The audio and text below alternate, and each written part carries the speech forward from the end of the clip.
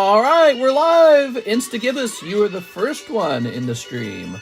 Hey, you better not be calling me a nerd. I'm not a nerd. I'm a cool guy. Click on this. Are we all zoomed in? Let me zoom out. Ba-doop. All right, we're zoomed out. Yay! Boop, boop, boop, boop, boop. Ski, ski, dee, dum, doo, dee, dee, dee, dee, dee, doo.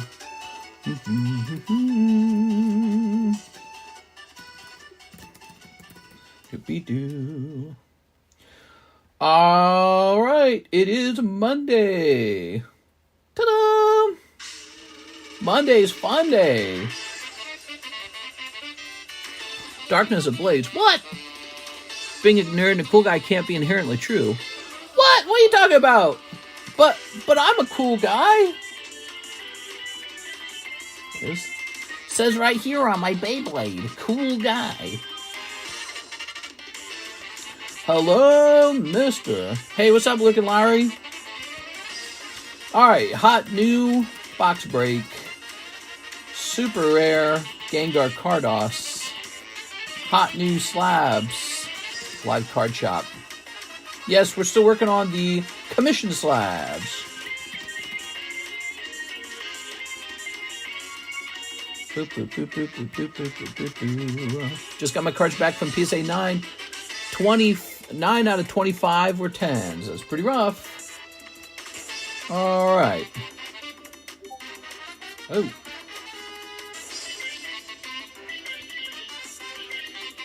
Okay.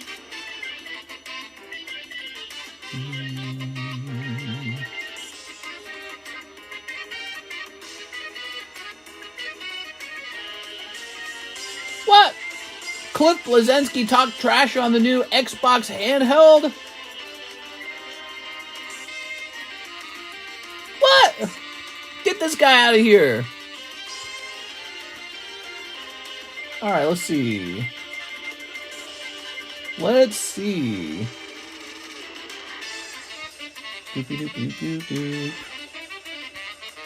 Freaking Clint.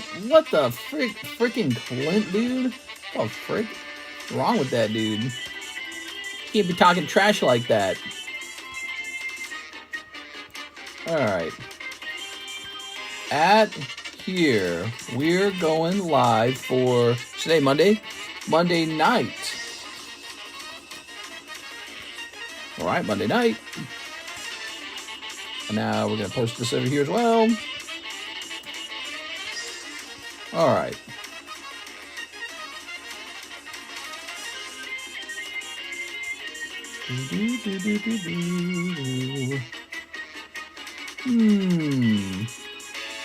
Let me delete some of these emails.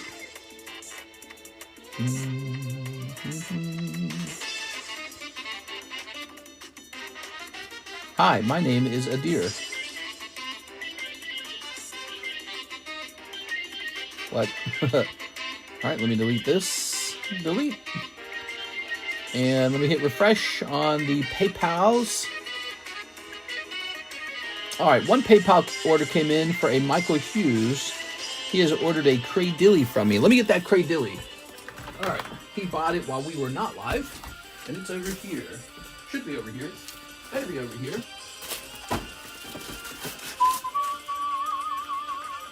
Oh, that's not it.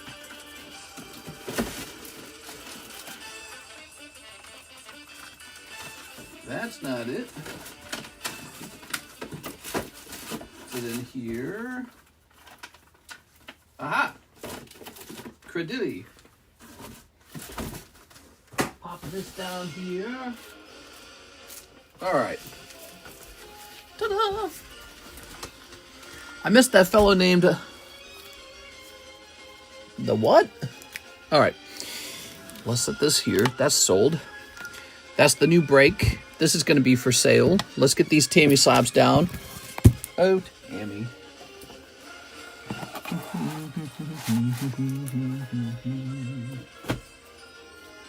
Scoo-scoo-doo-doo-doo-doo. Good evening. It's James Beam. James Beam, do you like to drink James Beam? Jim Beam. All right, so let's get a label made because he probably wants this to ship out right away.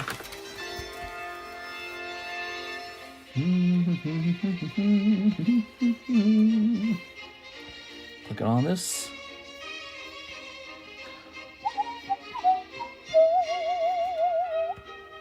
Thoughts on the riots? Probably the most fun they've had all year. Everyone rioting. Probably the most fun they've had in a while. It is. Must be so boring, you know, and then finally you get to riot. Oh, man. I'm fighting the machine. You are? You can just tell people want to be out at night, you know what I'm saying? Doing fireworks and recording stuff. Life's so boring otherwise. It's too easy. Let's grab this. When I was younger, my high school I used to work with Johnny Walker at a bar in San Diego. Oh, that's very cool, man. I was watching the riot live footage, just like, please, something start, you know? And nothing did. It was really boring. Like, they set another thing on fire, I guess. But really, I didn't see anything exciting. Did you guys see anything exciting? I was like, what kind of riot is this? Did you sell any of those puppies today? What? All right, we're jumping over here. I told my wife, we should just invade Mexico and make Mexico part of America, and then the whole problem goes away. Think about that. There's a mind twist for you. If we just took all of Mexico and made it America, problem solved. No more immigration issue. All right, so let's go ahead and change this to a lightweight package. There it goes. Same with Greenland. Let's just do it. Let's just go crazy. Let's take Mexico. Let's take Canada. Let's take Greenland. We'll be like this massive country. It'll be ridiculous. And everyone will call us the bad guy. And it'll be really fun. Way more fun than like not doing anything all day. You know what I'm saying? I'm telling you, the people are out there because it's boring. Life's boring, man. You don't get a chance to go to the riot very often in life. You know what I'm saying? Turn this down. I bet it's exciting for the cops too. I bet the cops and Marines they just sit around and they go, oh my God, will something happen? The cops look bored. They just stand there on the road. They're like, will someone do something already? They're just sitting there like, oh, nobody did anything. There you go. Everyone's waiting for something to happen, you know? So they can make a news story out of it. They can post it on Instagram. They can say, I was there, bro. I was there. Oh, you had to be there. It was crazy, bro. You know, I stood up to them. Or the cops are like, yeah, we were so assaulted, but we stood strong. Everyone's just waiting for something to happen because life's boring, you know? It's very boring out here. Boring. I'm going to get a viral photo. That's what I'm saying. This is your chance. Quick. Well, we're making history. So, not me. I'm opening Pokemon cards. That's what I'm doing. Look at this. Darkness Ablaze. Ooh. I don't know, man. What do you guys think of the whole thing? Here we are. Very good. I say we just take Mexico, Canada, South America, and then we take Europe, the Middle East, but not Asia. And then it's just half the world is on one side and Asia's on the other side. And so there's only two countries. China can take over all the places too. So China can take over like, you know, North and South Korea, Japan, I don't know, maybe India, maybe Indonesia.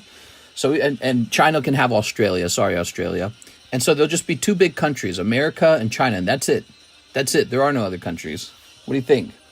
It'll be so cool, bro. So here's Darkness of Balls. I almost typed that in. I almost typed the balls in. Are we talking about eliminate all the Waymos? They were taking my job. I'm so sick and tired of these Waymos. Poor Waymo. What did Waymo do? I actually didn't even know that they existed. So, if anything, this riot has been good for Waymo because I didn't know Waymo was a company until now. So, good on you, Waymo. Making it into the news. Excuse me. Okay, you will be pleased to see that the Darkness Ablaze break is not very crazy at all. Hey, what's it, Mr. Brett? So this break shall be $40 to buy in, with 1 in 8 and a star spot. There it is, 1 in 8 star spot. Lovely. And where shall I keep it? Probably over here. Okay. I have a cup of water this time with me. Fancy Spindrift. There you go. Here's how I do the Spindrift, guys, because it's too expensive, right? I actually get Spindrift for me, and then I get a cheaper sparkling water for Karis so that she drinks that, so I have more Spindrift for myself, because I'm almost out of it all the time. Here's also, because they give you these little boxes of them, and they're gone like that, and they're like $2 a drink. It's ridiculous. Here's a Lucario 9 of Clubs. That is a gym break. Now, we don't have Pokemon Black and White. It is Monday, and we don't have it. I think what we shall do is get some nice gym breaks going. Oh, this Gengar, huh? Look at this Gengar. Really beautiful card. Obviously graded a little while ago, but that's okay. You can actually update these labels. Now, I could do it, or you could do it. If I do it, I'm going to charge more, okay? If I update it, I'm going to charge you more. If you buy it this way, you can just keep it as is and just save some money. All right, but that is a lovely Gengar. Here we are. Yeah, what do you guys think about the whole thing going down in LA? How do you think that wraps up? You know what I think the people of LA should do? I think they don't have to do very much at all. You got all these troops, right? And they're just there looking real awkward. I bet if there was no riot at all, it would actually make Trump look really stupid. If they just kind of stood there and there was nothing to do. We are. Oh, wait a second. This is a big one. We need a big label. It is. If there was nothing to do, if the cops just kind of stood there and the National Guard and the Marines, and they just kind of stood there and there was nothing going on, it'd be really silly. Because everyone's watching it right now, waiting for like something bad to happen. And if nothing bad happened, it'd be like, what are we wasting all our resources on this for? Here it is. Haha. Gengar Prism, one of the most desirable cards in the hobby. Here it is, the Game Boy image on the back.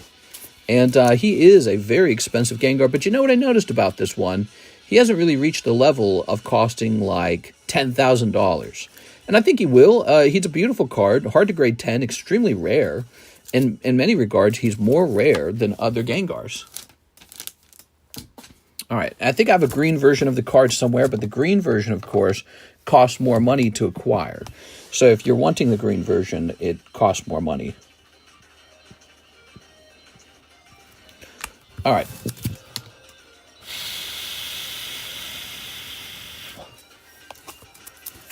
Let's get a quick look into his population today.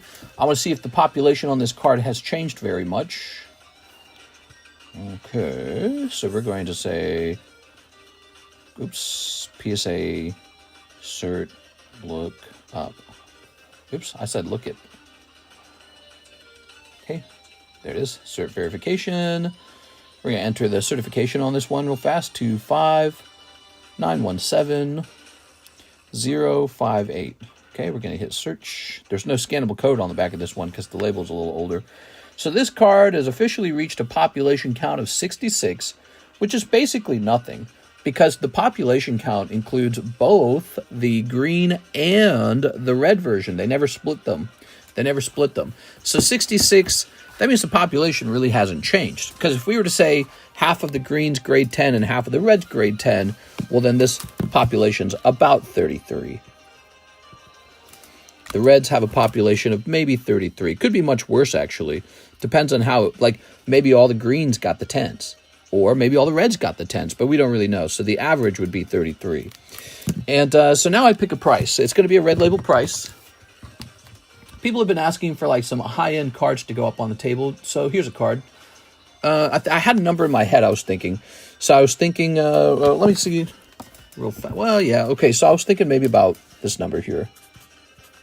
Not really a card I want to give up. No, look, I kind of drew that 0 kind of small. I'm going to draw it again. It's not really a card I'm looking to give up, but it's available for people who might be interested in it.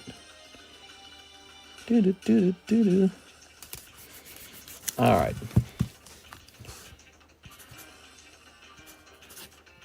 Okay.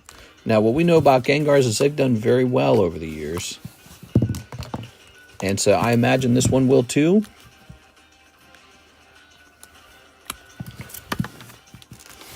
The up arrow just helps me find it on the table if anyone asks to see it. All right. Whew. Wow. These cards have really gone up over time. The first one I bought, I got for like 1.4 a long time ago. I think I bought a couple of them at like 2.8. Now it's at 4,000 roughly, maybe a little less than 4. Well, I mean, no, it's about 4,000 after taxes, yeah. So, yeah, he's a great card. I really like him. I think he has the ability to actually jump. So notice that this is actually from 1996, but the Japanese base set's from 1997. Why? Because this was actually printed by Bandai Namco. So Pokemon licensed this to Bandai Namco in 1996. They actually printed this before the base set Pokemon card set came out. Pretty impressive. All right, so that's part of the fun. And so now let's take a quick look, see if any orders have come in. We did get a big $300 order right at the start of the stream, but that's over now. Okay, I don't see any orders here. Let me check this. I don't see any orders here. And I don't see any orders. How did your mushrooms turn out? Did you guys not see the giant mushroom return? So today I ate my first chanterelles. Karis and I, we cooked up a handful of them. It's in the Discord server. You just have to go to the Discord server to see. But I cooked up some chanterelles, and I found out that they didn't really taste like much. They have a pretty bland, sort of foresty taste. They taste like the smell of moss and leaves, and it's slightly, I don't want to call it fruity. It's aromatic like a flower, but it doesn't really have a strong flavor. Now, like what we did was we just sauteed them in a little bit of butter, and I mostly tasted the butter. So, but you know, that's kind of like how a lot of mushrooms are. A lot of mushrooms don't have a strong flavor. Like shiitake mushrooms, they have a strong flavor profile, but lots of mushrooms don't have that strong of flavor. So here it is. Be sure to join our Discord. I share stuff like this. Karis and I, we went walking. We started at about 7:20, and we were done by like 9, dude. And then we drove straight home. And I found 2 ticks on Karis and pulled them off, so it's really yucky. If you're going to go in the forest, you're going to get ticks. But the basket doesn't really show you quite how many that is. That's a ton. It's kind of a larger basket, and this is a lot of mushrooms. It weighed a couple pounds maybe. The dark ones are called black trumpets or dark trumpets, and the yellow ones are called yellow chanterelles. Chanterelles? And they're both very edible, and we identified them carefully and learned a lot about them for a while, because I'd never eaten either of them. So I've officially eaten the chanterelle. I feel perfectly fine. We actually had Taco Bell tonight with those sauteed chanterelle, some bean burritos. Tomorrow we're going to have steak, and I'm going to cook up the majority of those mushrooms. I just wanted a chance to eat a couple, see if I have a reaction or anything. That's what they say you're supposed to do. I also have not tried the dark mushroom. That one's called, like I said, the black trumpets, and apparently those are actually more prized than the yellow ones. And I can tell you, they're way harder to find. They're like, I mean, imagine like a dark forest floor. How easy is it to see like dark brown mushrooms that are real small? It's like invisible. So, I mean, they look like acorns almost. They're so small. And we hunted for those for like an hour and a half, I want to say. Great workout, by the way, because it was like 85, it felt like. It was hot. Great workout. We kept running into wild blueberries, too. I ate 1 or 2 of those wild blueberries. It was actually very fun. And Karis had a lot of fun. We never really... Well, when I first met her, I took her out mushroom hunting a couple times for morels. We just never found any. So she'd been mushroom hunting with me a couple times. Because when I was a kid, we did a lot of mushroom hunting. But I only recently decided to try looking... My fingers are all dirty. So I got all this dust or dirt on my fingers from hunting for the mushrooms. But we'd gone mushroom hunting a lot as children. And we often did find large amounts of morels. So I guess we were good at it or we were lucky. Maybe a little bit of both. But no such luck for me and Karis. We have never found a place with a lot of morels. I had a wild berry once. I ain't been the same since. Still no black bolt? No black bolt. Alejandro, what's up, man? I ate a mushroom once and made me change my whole perspective on life. Only mushrooms I eat are when party with Mario. They look so good. They're really good. This time we did not mix them with bad mushrooms, so I avoided mixing them. Actually, my backpack is full of odd mushrooms that I tossed in there to examine with the AI later. I ran out of uploads. You have a limit on how many pictures you can upload to the AI. But the dark trumpets and the chanterelles, those are ready to go. They just got to be cleaned.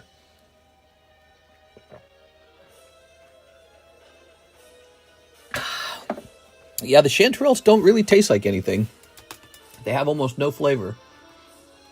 They're like a white button mushroom, actually. Didn't surprise me or impress me in any particular way. All right, why don't we get ready for this stream, guys? So no black and white, but tonight we have a new break, the Darkness Ablaze break. Now, if you want to, you can keep this sealed. I'll keep it sealed for you, and you can have a lovely Darkness Ablaze in your sealed collection. If you want that, when you place an order for it, just tell me to keep it sealed, okay? And it's an extra $5 to ship that, or you can open it. But I think some people will want to keep this sealed because this is pretty old now. Let's see the age on it. This is actually all the way back in 2020. This is you guys are looking at a 5-year-old booster box. And yes, it's very capable of jumping in price out of nostalgia. Okay, so that's a 5-year-old booster box that we have as the box break. I think that's my last one too, guys. So once it's done, it's done. You won't get another chance with that one. I won't be hosting that again. Ancient Origins Vintage Box Breaks up to 6 now. So there's a lot of energy behind that after all the fun we had with Fossil. Mega Sublist, that's the Mew. Scoreboard, we keep track of donations. Oh, let's do some giveaways tonight. Call of Legends Sublist. Okay, we got Call of Legends Sublist. The first one finished. No one's in the second one. We're in a new round.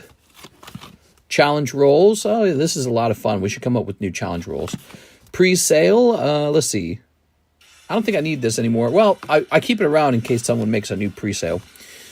And then we got this scoreboard. Stream carries. Yes, stream carries. Ancient Origins, $128 a spot. Can you keep a seal but don't write on the wrap, please?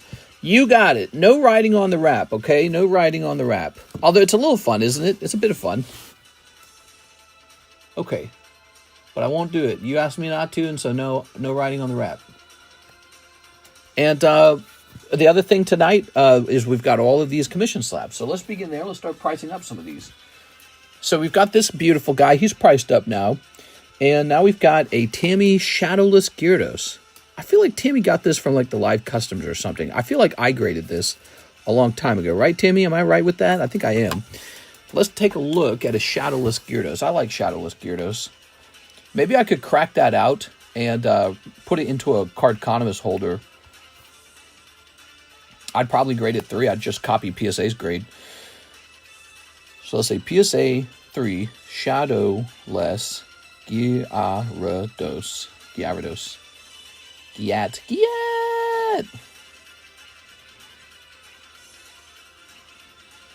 Okay, Shadowless Gyarados. That's not right. This one says $35, but that doesn't seem right to me at all.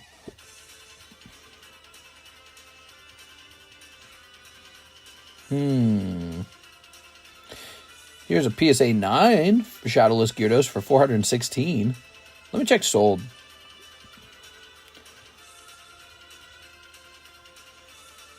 Okay. Oh, maybe that is correct, because it looks like a PSA 4 sold for $40. So that is not a very expensive card. That's a $35 card? All right, it's sold. It's a $35 card, and it's sold. Don't try to buy it, Miss Tammy. I'm putting it into the Poke Shuffle. It's a great card for the Poke Shuffle. Now, let's find out how much you're getting. Orders coming in, Mr. Brett. Heck yeah, dude. All right, give me a moment here. I'm surprised it's so affordable. So plus 35, so you have about $60 right now.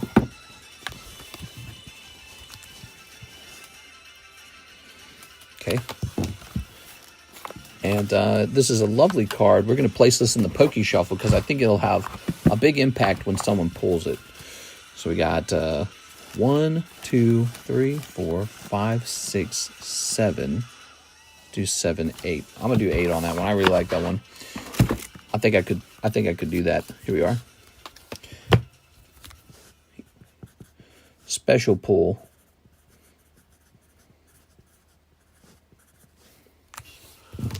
All right. Into the Pokey Shuffle. Pokey Shuffle enrichment. Now, we're going to hit refresh over here. Turn that down. That music's crazy sounding. Oops. Okay. So we have Mr. Brett Love. 3 live customs. 1 Ancient Origins. 1 Weiss English Azure Lane. Weiss English Azure Lane. Like a booster box of it, right? Okay, let's start with the live customs. Here it goes. 1, 2, 3. Haha, lucky tonight. Much better.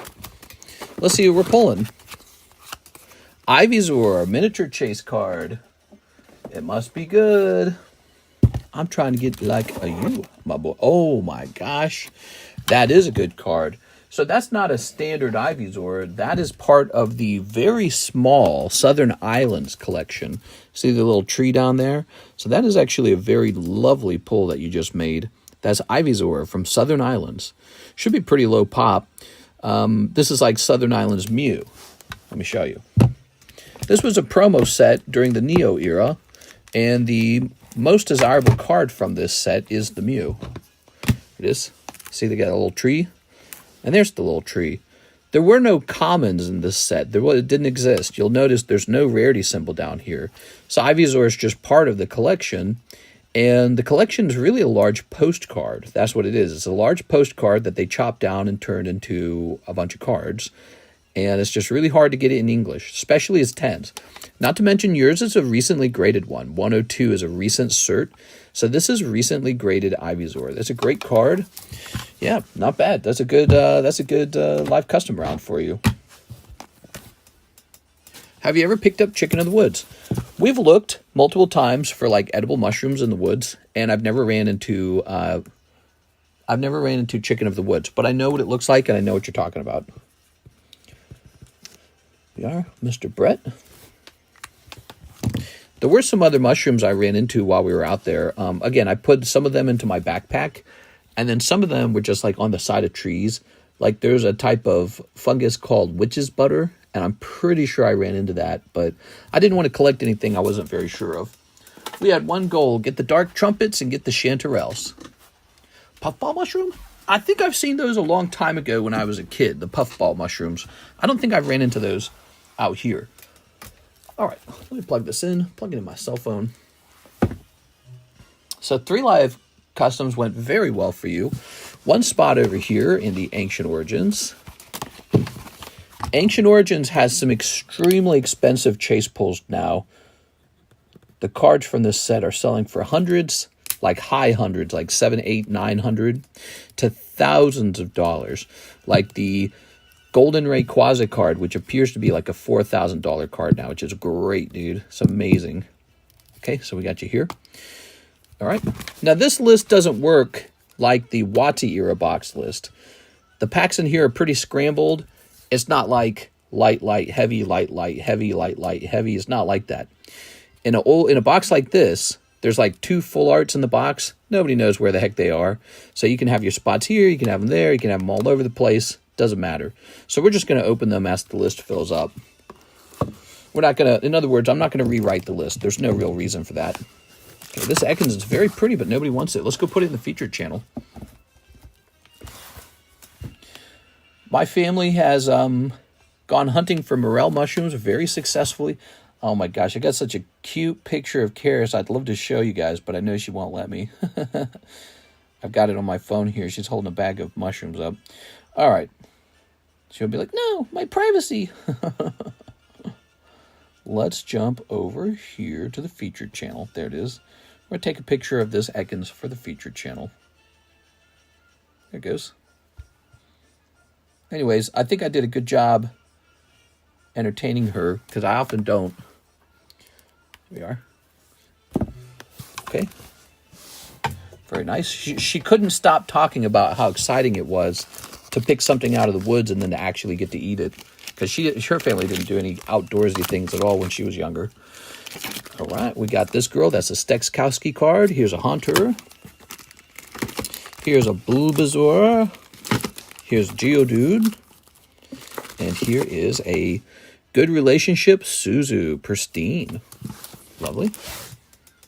Now, Ancient Origins, 1 box Weiss English. And this is an open box. Do we have a sealed box? That'd be really nice if we just had a sealed one. Oh, yes, we have a sealed one. Okay. There's a Southern Island Mew for $21,000. Pop one up by one. Really? Is it a fresh cert? Really? That's it. I'm buying it. If I had 2 of them, I could list the other one for sale. Southern Islands Mew. Hold on. Sort by highest price. Here's the one for 23.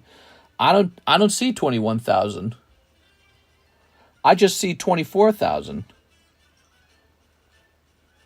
That's a cool card.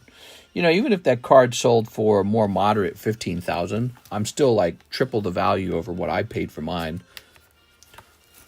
Okay, I can't wait to go through the binder, mister. What if I find pre-release Raichu? What? You'd be rich. Here we are. Here it is, everyone. Mr. Brett Love placing an order tonight to keep us entertained. Sending for the CGC waifu card. All right, sounds good. Which one? There's 2 of them. Okay. You know, I was worried that those waifu cards would just sit there all day, but I guess it's worth taking a shot on them, you know?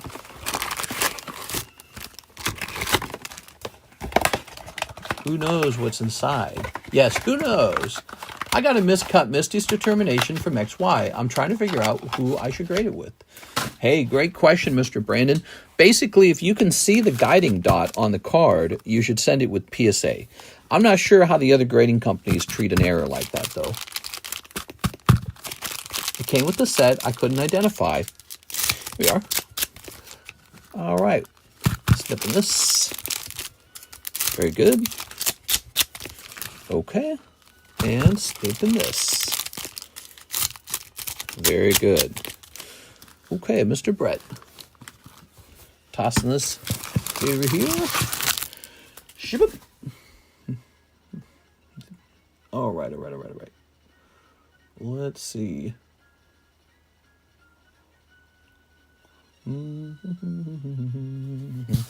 Ready? Here goes. We've got a holo and another holo. And we've got these girls here. And this, whatever it is. CGC being out of the picture even with the off-center grade. Are you asking me if I'm telling you not to grade with the CGC? You can grade it with the CGC, but I don't know what their rules are for minor miscut. They might have the same rules as PSA. They might require that you have a, guiding dot on the card, a visible guiding dot. I think the order was for Azure Lane.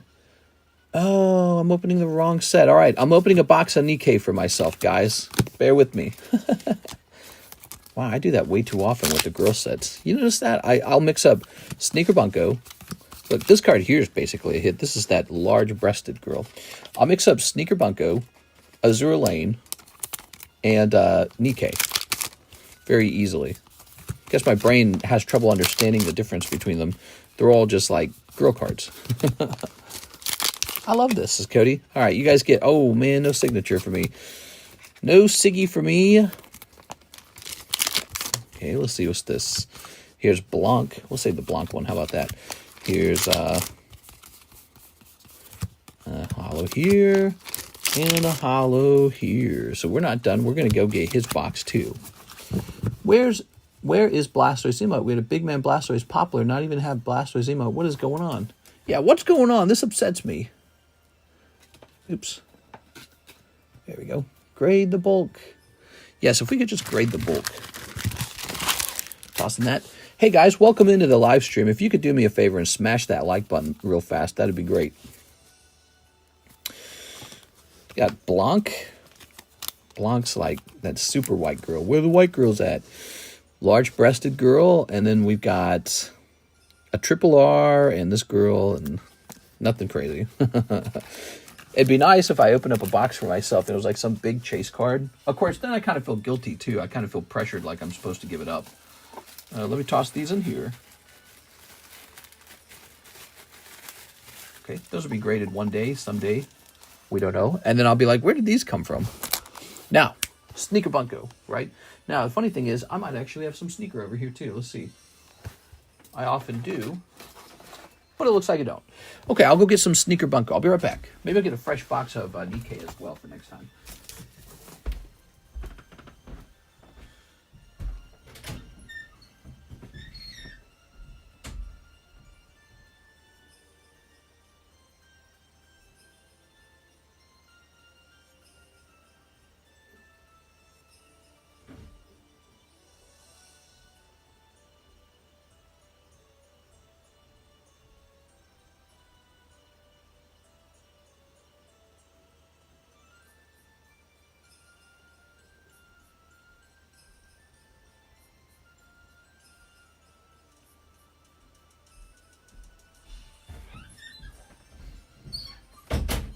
All right, here we are. By the way, let me check my mail real fast. I want to see if any of the mail I got is really important. I didn't actually open some of it. Let me check this real fast.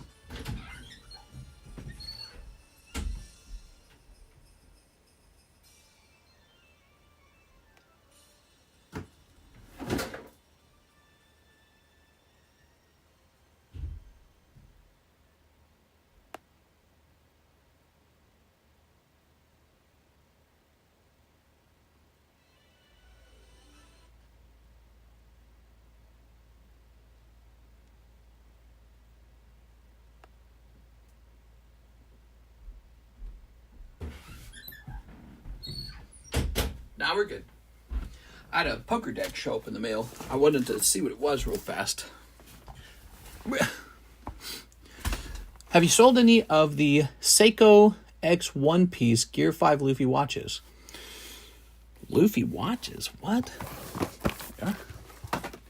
What are you talking about? Okay. There we go. Oops, wrong person. You're cheating on me? There we go. Reporting in from California. We're holding strong, not bowing down and kissing the ring. What? This. We are. Whoa. Konnichiwa. All right. We got some of these. We got some of these. Oh my gosh. Who named it after me? Named what? Somebody renamed the Gengar. I love this. Oh, Gengar Pout is back. All right. Ta-da! Let's see what we got. Steep. Got some steeps. I'm going to join the protest of Weiss and hand out Camilla vote stickers. Sneep. We're going to snip this as well. Sneep. Man, you guys get to have all the fun. I only get to sit in here and open Pokemon cards. I don't even get to be out on the streets. Damn it. Boring old Missouri. She will win. Here's a holo. Okay. Wow, man. Some girls know exactly how to show off their tummies, man. Oh, I had to do a double take. You suckers didn't run the score up while I was driving. Here's a holo. Here's a holo. Here's... Ah! Konnichiwa! Ah! She's a bunny girl. And her little chicken's in a suit. And I don't know what that is. A dessert, maybe? She's under a blanket. She's talking my love language. Blanket time. Go. Start your own one, mister. You guys have freeways, right? Yeah, we got like 9,000 people out here, and like 88,900 of them voted for Trump. Jump! I don't think they're probably going to protest the opposite direction. If there was a protest out here. Actually, there was a guy. When was this? This was like 2 weeks ago. And there's like an intersection for the city of Camdenton. So it's like the very center of the whole thing. And there was an old man, and he was just standing in like the middle by a crossroad, you know, where there's a sidewalk.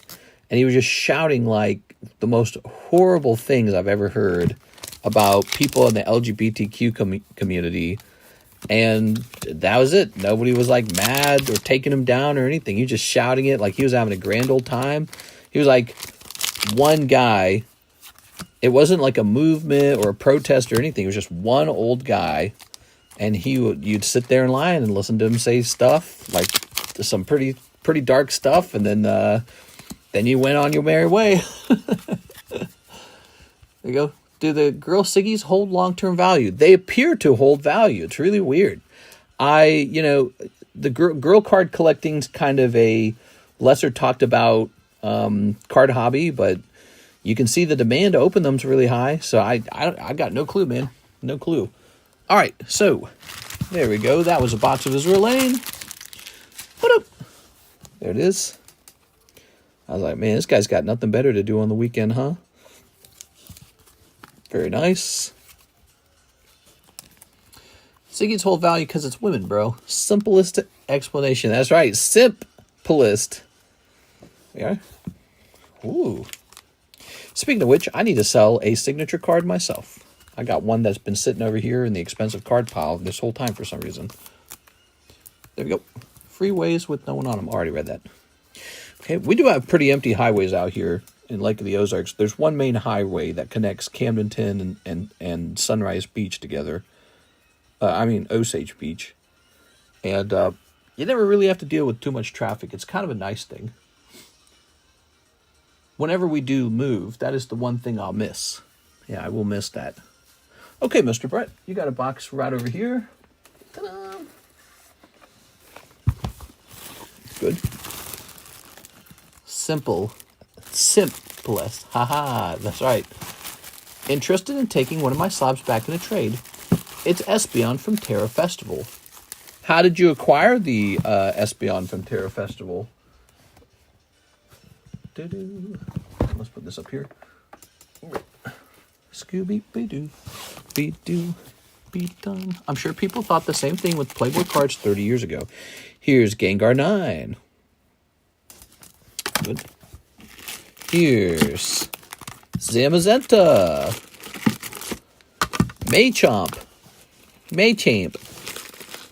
Want it in a break. Oh, I see. Here's Dragonair. Here's Love Sound and Climax. I don't know. See, I didn't know that's what the Japanese said. Love Sound and Climax. Love Sound. That has to be a rough translation of the Japanese, right? So maybe like moan and climax. Bro. I might be interested in it. Which Espeon is it? Let's see. Now we have Michael Maldonado. Waifu cards. PSA 10. The second to the last. Which one's that? Well, how much did he send? He sent 56. This one? Oh, and ship his cards. Okay, so wait a second. So it's a $45 card or something like that. I'm a little confused. Which one is it? Espeon SIR Japanese PSA 10. Okay, so it's a little bit of a pricier slab. We're probably going to have a slow night. I might be interested. Here it is. All right. Mr. Michael.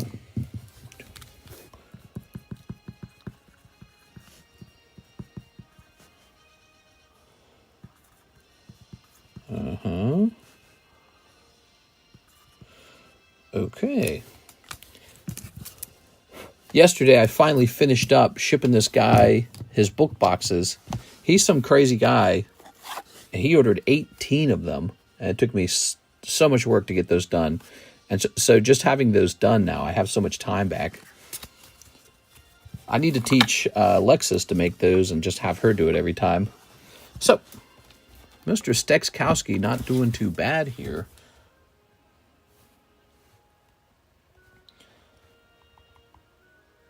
Okay.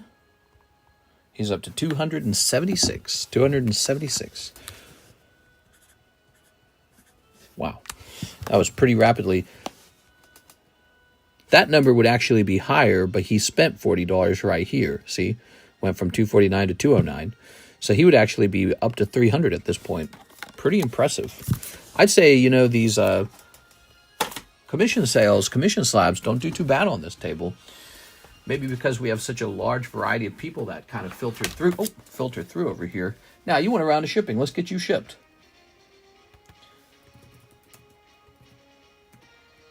Here it is. We have a Mr. Michael Maldonado.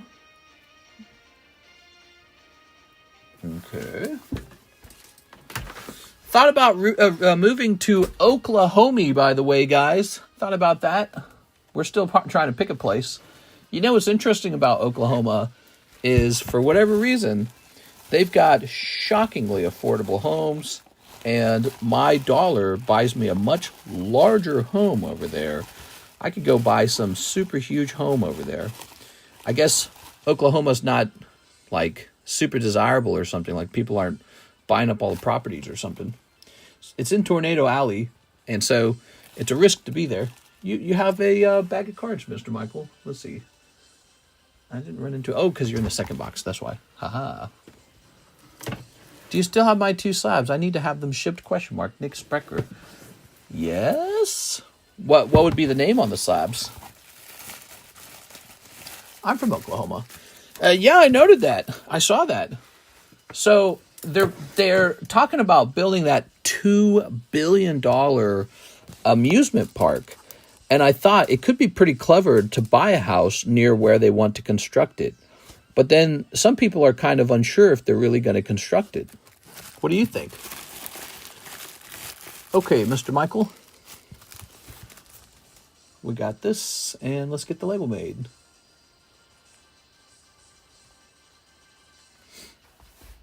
The tornadoes are just a regular thing here. We'd be in the same state. Yeah, tornadoes are a regular thing in Missouri, too. Every year, we get a couple weeks, every single year, where there's a couple tornadoes go by, and you just kind of cross your fingers that it's not like a Category 5 tornado.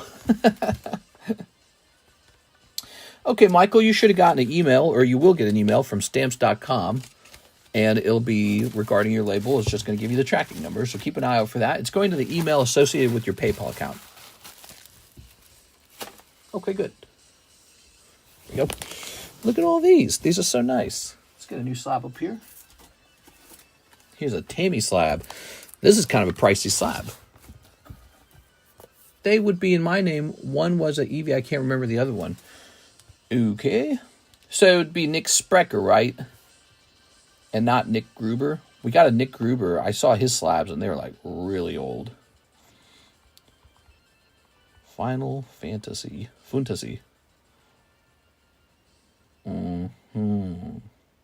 This really can't be this expensive. Is this really that expensive?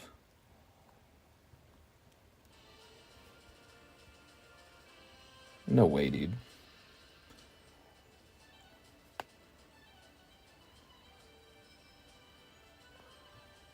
We have the English one.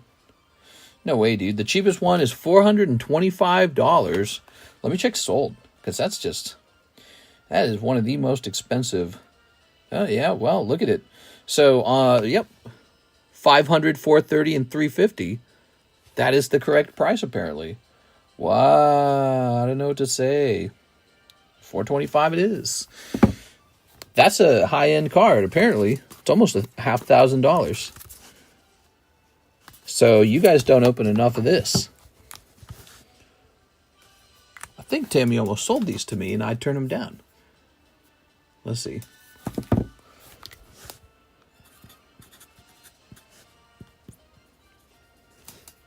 There you go. I'm used to it being like a month some years. Oklahoma's a good place. I love it. They would be in my name. One was an Evie. I can't remember the other one. Keep an eye out because sometimes it gets shifted into your spam or junk folder. Yes, Nick Sprecher. I love Oklahoma. It depends where you move, but usually you're not going to have much trouble other than the tornadoes. Yeah, I kind of figure, if you're worried about the tornadoes, just get a super tough home, maybe like a brick home or something, like a larger brick home, something with a really solid basement, and a solid floor that can't be ripped up. I looked at some Category 5 tornado disasters, and some of them were so severe. Not only did they destroy the entire top of the home, but they ripped the floor off, exposing the basement and killing the people inside. How crazy is that? That's Category 5. But I figure, you get a big home, and it's got a really solid floor, and that probably can't happen. So a floor that can't be ripped up. But yeah, so we're pretty used to tornadoes. Tornadoes aren't like hurricanes. You don't always get like a big storm surge of water, so the flooding's not always an issue if you're on a higher elevation, and at that point it's just wind. So if you just keep all the cards in a vault in the basement, you're good. You don't have to worry about the tornado so much because they're in a vault in the basement. So yeah, you could technically do tornadoes. It's just, it would be cool to live in a place with no tornadoes for once. But there's Tulsa, Oklahoma, and that's it's about an hour away from where that guy wants to build the $2 billion Heartland America amusement park. And yeah, it's an interesting thought to maybe purchase land there or buy a big home in Tulsa, Oklahoma, just because they might build that. But again, it sounds like they're delaying it. It sounds like they're having troubles with it. And some experts are saying they're probably not going to build it. What do you guys think about that? If you're from Oklahoma, what do you think about that? Do you think it will be built? Because if it's going to be built, that's actually a $2 billion project, and it's a pretty major investment into Oklahoma. So moving near that amusement park might not be such a bad idea. And yes, when I looked at the kind of houses I could buy in Oklahoma, it's just you can buy like a really nice home for not much money because it's one of the cheapest places to buy a house, similar to Missouri that way. The armpit is expensive. The armpit? Let's see. Yeah, I suppose it is. She's talking about this. She's showing off some armpit. Okay, now we have an order from Archie Abut. He wants the same Flare Princess. You might be in luck. I think there might have been two of them. You might be in luck. Yes, there was. Very lucky, Mr. Archie. Okay, the Flare Princess is selling. It will, and it's going to take time and years to do it. Yeah, I heard something like it's not going to be built until 2028. But yeah, that one really has me fascinated because we could really afford a big house out there. And because of the affordability. And it's like, it would be neat to buy a house right next to some gigantic amusement park. Because in theory, that will make the value of the home rise. You just never know what's going to happen next. On the other hand, another state receiving some really advanced and gigantic construction is still Las Vegas, Nevada. I was doing some research on the states that are receiving the largest economic developments, and Las Vegas ranked very high for this. They have some big thing under the ground getting built that's going to be like a subway system, but it's not a subway system. It's actually for self-driving cars. I think Elon Musk is involved. And then at the same time, they're building a high-speed rail into California, and that's officially being worked on. And at the same time that's going on, California is building a high-speed rail that goes back and forth between California, between the major cities, and that connects to the one that's going from Las Vegas. So, I mean, economic developments, Las Vegas seems like the winner there. But no, I mean, Oklahoma is an interesting one because I plug in the top amount we're willing to spend on a property in Oklahoma. We get this huge home, this giant mansion home. And, it just seems very similar to Missouri, actually. You're not that far away from Missouri. In fact, Tulsa is pretty close to where I'm living. Tulsa connects to Springfield a little bit after a very long drive. Yeah, it's kind of, it wouldn't be very much of a change. It's what's interesting about it. So that is sold. Let's see. Now I have all three Man-Champ slabs. What? What are you talking about? Are you picking up that? Is that what you're doing? Move that over there. If NHCC saw that Final Fantasy card, he might buy it. Yeah. Make sure you have either a cellar or a basement. Yep, didn't Bridge Creek Moore do that? I love Oklahoma. It depends where you move. All right, here it is. All right, GeoBlit. What's Oklahoma known for? Because I live in Missouri, and we're known for, like, the Arch. It's like one structure. That's it. Then after that, we have, like, Budweiser. That's where Budweiser was founded. And I guess you could say the Chiefs, right? I don't watch football. Doesn't really make a difference to me. But we have the Chiefs. So that one's a popular one. What is Oklahoma known for? Okay. Horses. Toss this over here. It's actually okay to not really be known for something. You know, like Nebraska's that way, I'd say. Nebraska's not particularly well known for anything. Maybe Iowa a little bit. Maybe Arkansas. And so you got these places where they're boring or something like that. But it's like, if you can buy a really nice house in a boring place to live, you still got a really nice house. You can pimp the house out. Big pool in the backyard, big gates, all this security and nice stuff, and pimp the house out with some nice furniture, invite people over maybe. I don't know. It's an interesting thought. As opposed to moving to a prestigious area where you're going to live in a cookie cutter small home, and it's going to be very snooty. The cost of living is going to be high, you know, and you're like trying to prove, hey, I'm part of this group. I'm in the group. I made it. You know what I mean? So it's a thought anyways. I think St. Louis is out of the picture though. St. Louis, I've already lived there. I know what it's like. I want adventure, you know, I want something new. And St. Louis, people are leaving St. Louis. It's shrinking. So we'd probably do, if we stayed in Missouri, we'd do Branson, Springfield, or Kansas City. That's what we would do. We wouldn't go back to St. Louis. St. Louis that's a stinky place. Okay, so let's see. We got this. Oh, Michael's saying that the address is different. So give me a moment, guys. We're going to cancel Mr. Michael's shipment and change the address. You know, Michael, that was why I kept talking, because I had a feeling we hadn't shipped you in a while. And I was waiting to hear you say something like, actually, that's an outdated address. So I've done this enough years to know to worry if I haven't shipped you in a long time. All right, let's see. First of all, we got to find the old address. Uh-huh.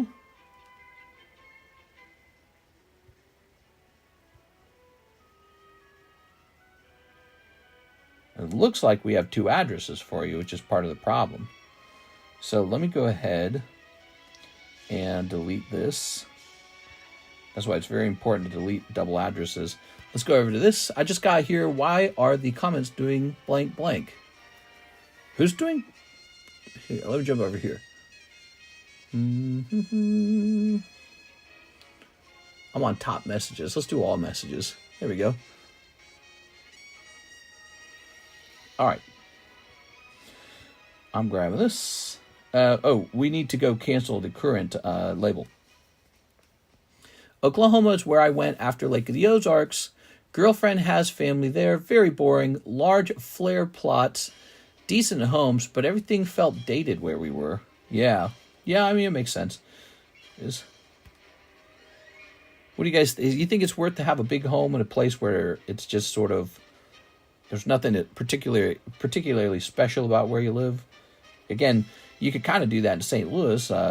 What is there to do in St. Louis? I don't know. Okay.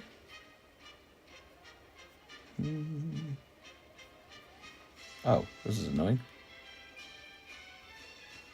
Here we are. All right, we're deleting that label now. Okay, that's a lot of work to delete one label. It's like they don't want you to do it. They give you so many warnings, like if you still use this label, that it's a crime or something like that.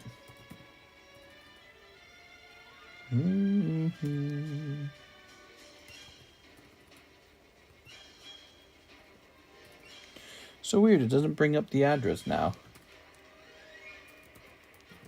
I saw it in there. Oh, there it is. All right, we got it. We got the address. All right, very nice. And a print. Sorry about that. No, it's okay. Make sure we get you shipped right. Can't be having you shipped wrong, right?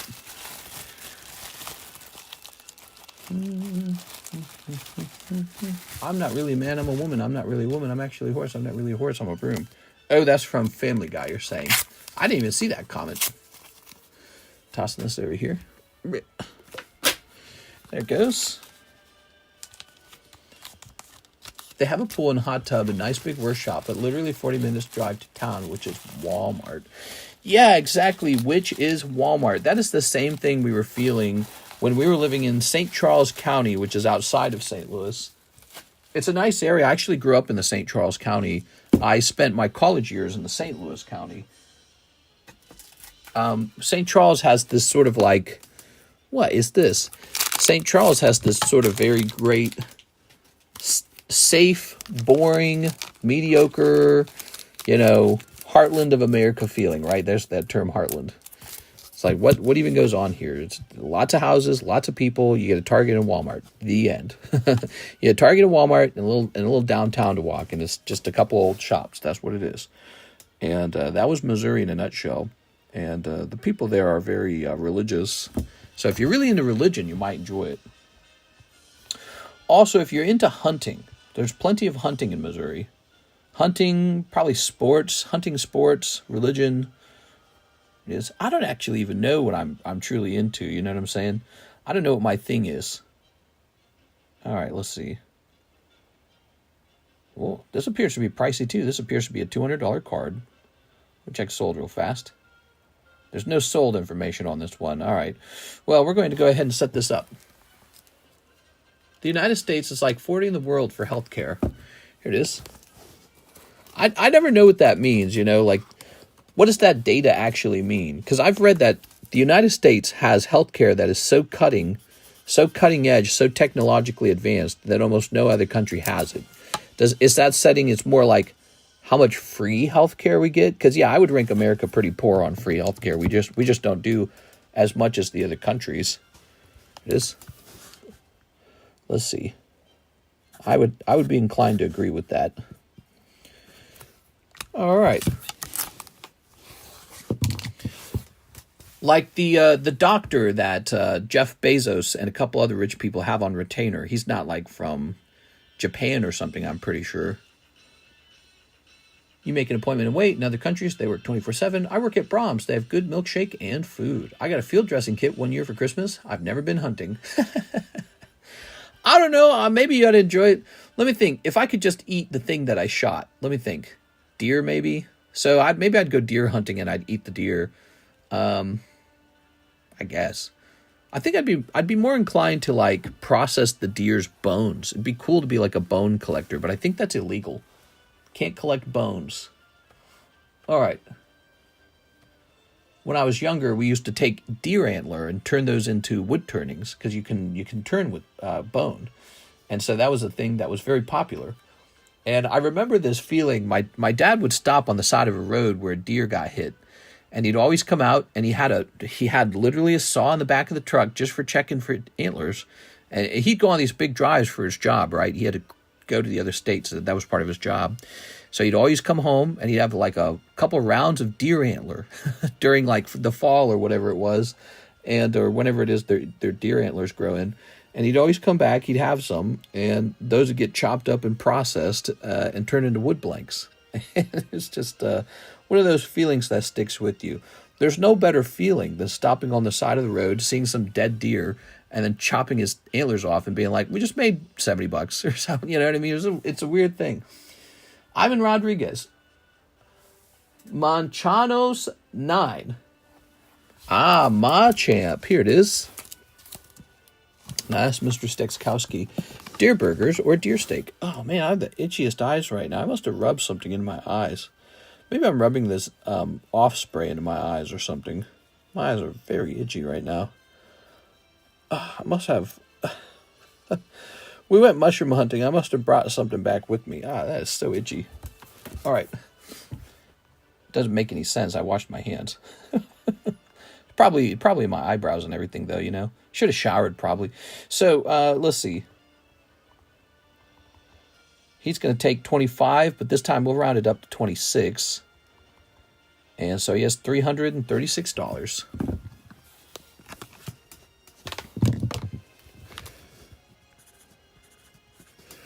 Okay. Make sure your hands are clean or you will transfer bacteria to your eyes. What? I'm not going to do that. Oh, I know what it is. I have lotion on my hands. My wife put lotions on my hand because I was rubbing her legs and she wanted lotion on her. I'm rubbing the stupid lotion in my eyes and it's burning me. Oh my God. Ew. I don't know why I don't know why any girl likes lotion. I'll never understand lotion. Okay. And then Ivan Rodriguez says, get me a round of shipping. You got it, Mr. Ivan. 1 round of shipping. So there we go. I'm rubbing whatever her lotion is into my eyes. It's just chemicals, right? Lotion is just chemicals. That's all it is. It's goopy ass chemicals. I'll never understand it. Maybe my skin is naturally moist. I don't know. Or maybe it's because I'm a boy. Maybe boys don't appreciate moist skin. Why do girls always have like 15 different lotions? And they're like, I have to put this on my skin and then I'll stay baby young or something like that. I'll never understand it. Keep your skin healthy and young. Put chemicals all over your legs. All right, we're printing this out, Mr. Ivan. I want to buy an ostrich egg so I can enjoy a huge omelet. Uh-oh, did we just run out? No. I've seen those. I've seen those ostrich eggs that get turned into like a meal. Looks disgusting. Looks terrible. I don't know what it is. I don't know what it is with the ostrich egg, but it is gross, dude. That is yucky. That's a huge omelet. Let me have a sip of drink.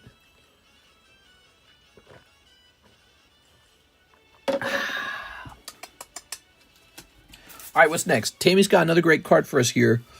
The Mega Absol returns to the table. Tammy, I'm betting you pulled this out of the live customs. Is that right? You might have done good here, Tammy, because this might have gone up over time. PSA 10. Mega XY 63. What do you guys think of the new handheld? What do you guys think of the new handheld Xbox console? All right, so there's one for a ridiculous price. Premium collection. There's one for 2.5. I don't know if we can sell it for that high. We can try though. Mega Absol. Let's just try Mega Absol, okay? Okay, here's the Japanese version.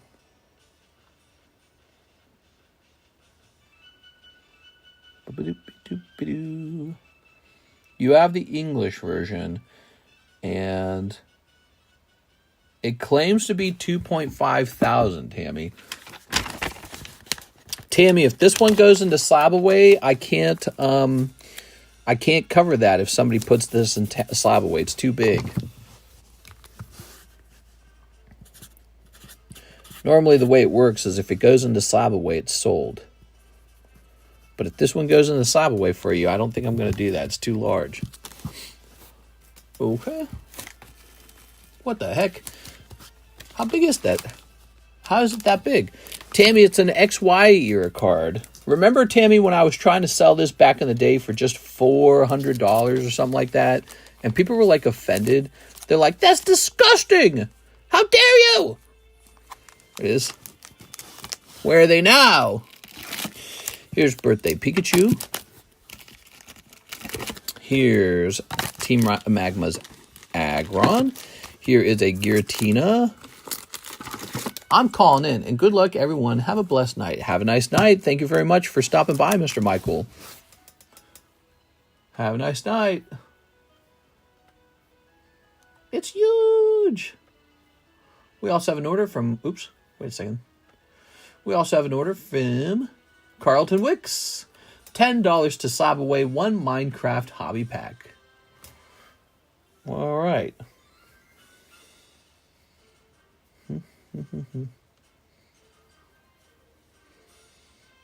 Let's see. Slabby way. Here it is, Slabby way.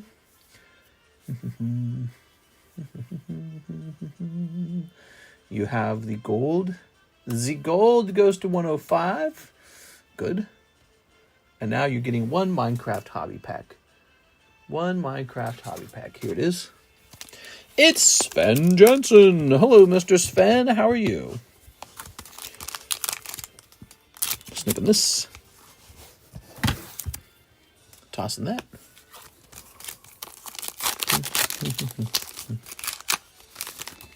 Here's Zuri out of 475. Does anyone really think anyone's going to pull the chicken jockey card? Maybe we should change the rules so that you can get the chicken jockey roll for pulling any chicken jockey card. What do you guys think?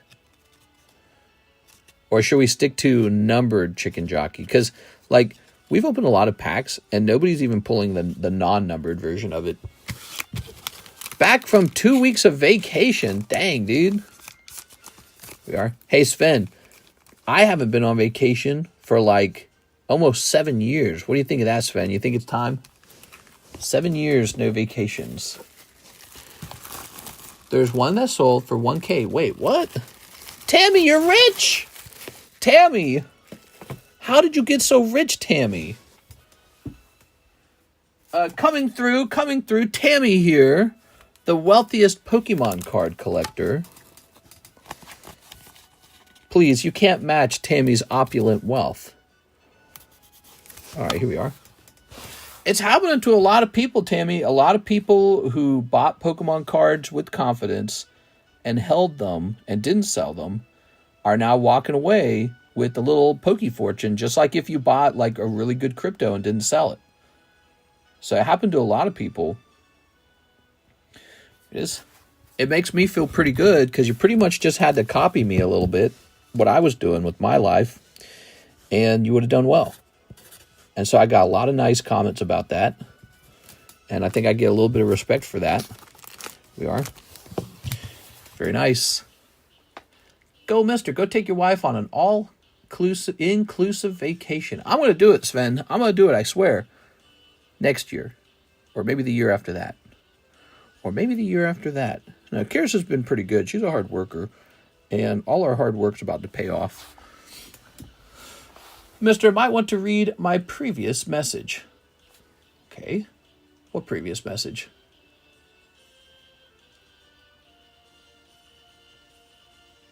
All right, let's see. I think you may have opened the wrong set again because you opened Japanese, but you said English when reading the order. You might want to check the order again because the Azura Lane is a lot more expensive. We only have one type of Azura Lane, don't we? Oh, my eyes are itchy.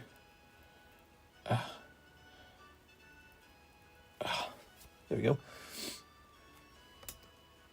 PSA 8 sold for $45 on the 18th of March. Of this card, right? Yeah, but that's because he's impossible to get as a 10, so nobody really cares about the 8. They all want the 10. Watch this. I'm going to do you a job. I'm going to do you a little thing. Give me a minute. We're going to go ahead and scan this bad boy. And here it is. Population 14. That's 1414. You don't have it. She has it. There's a lot of cards like that, obviously, but it's a nice card. It's a XY card. A lot of attention on the XY cards lately. Thing is, they were really mean to me back in the day when I wanted 400 for this card. I was like, I think 400 on this. And people were like, what? No way! Rip off! He's a scam artist! Now it's got a recently sold price of 1,000. Yeah, okay. Now what is this?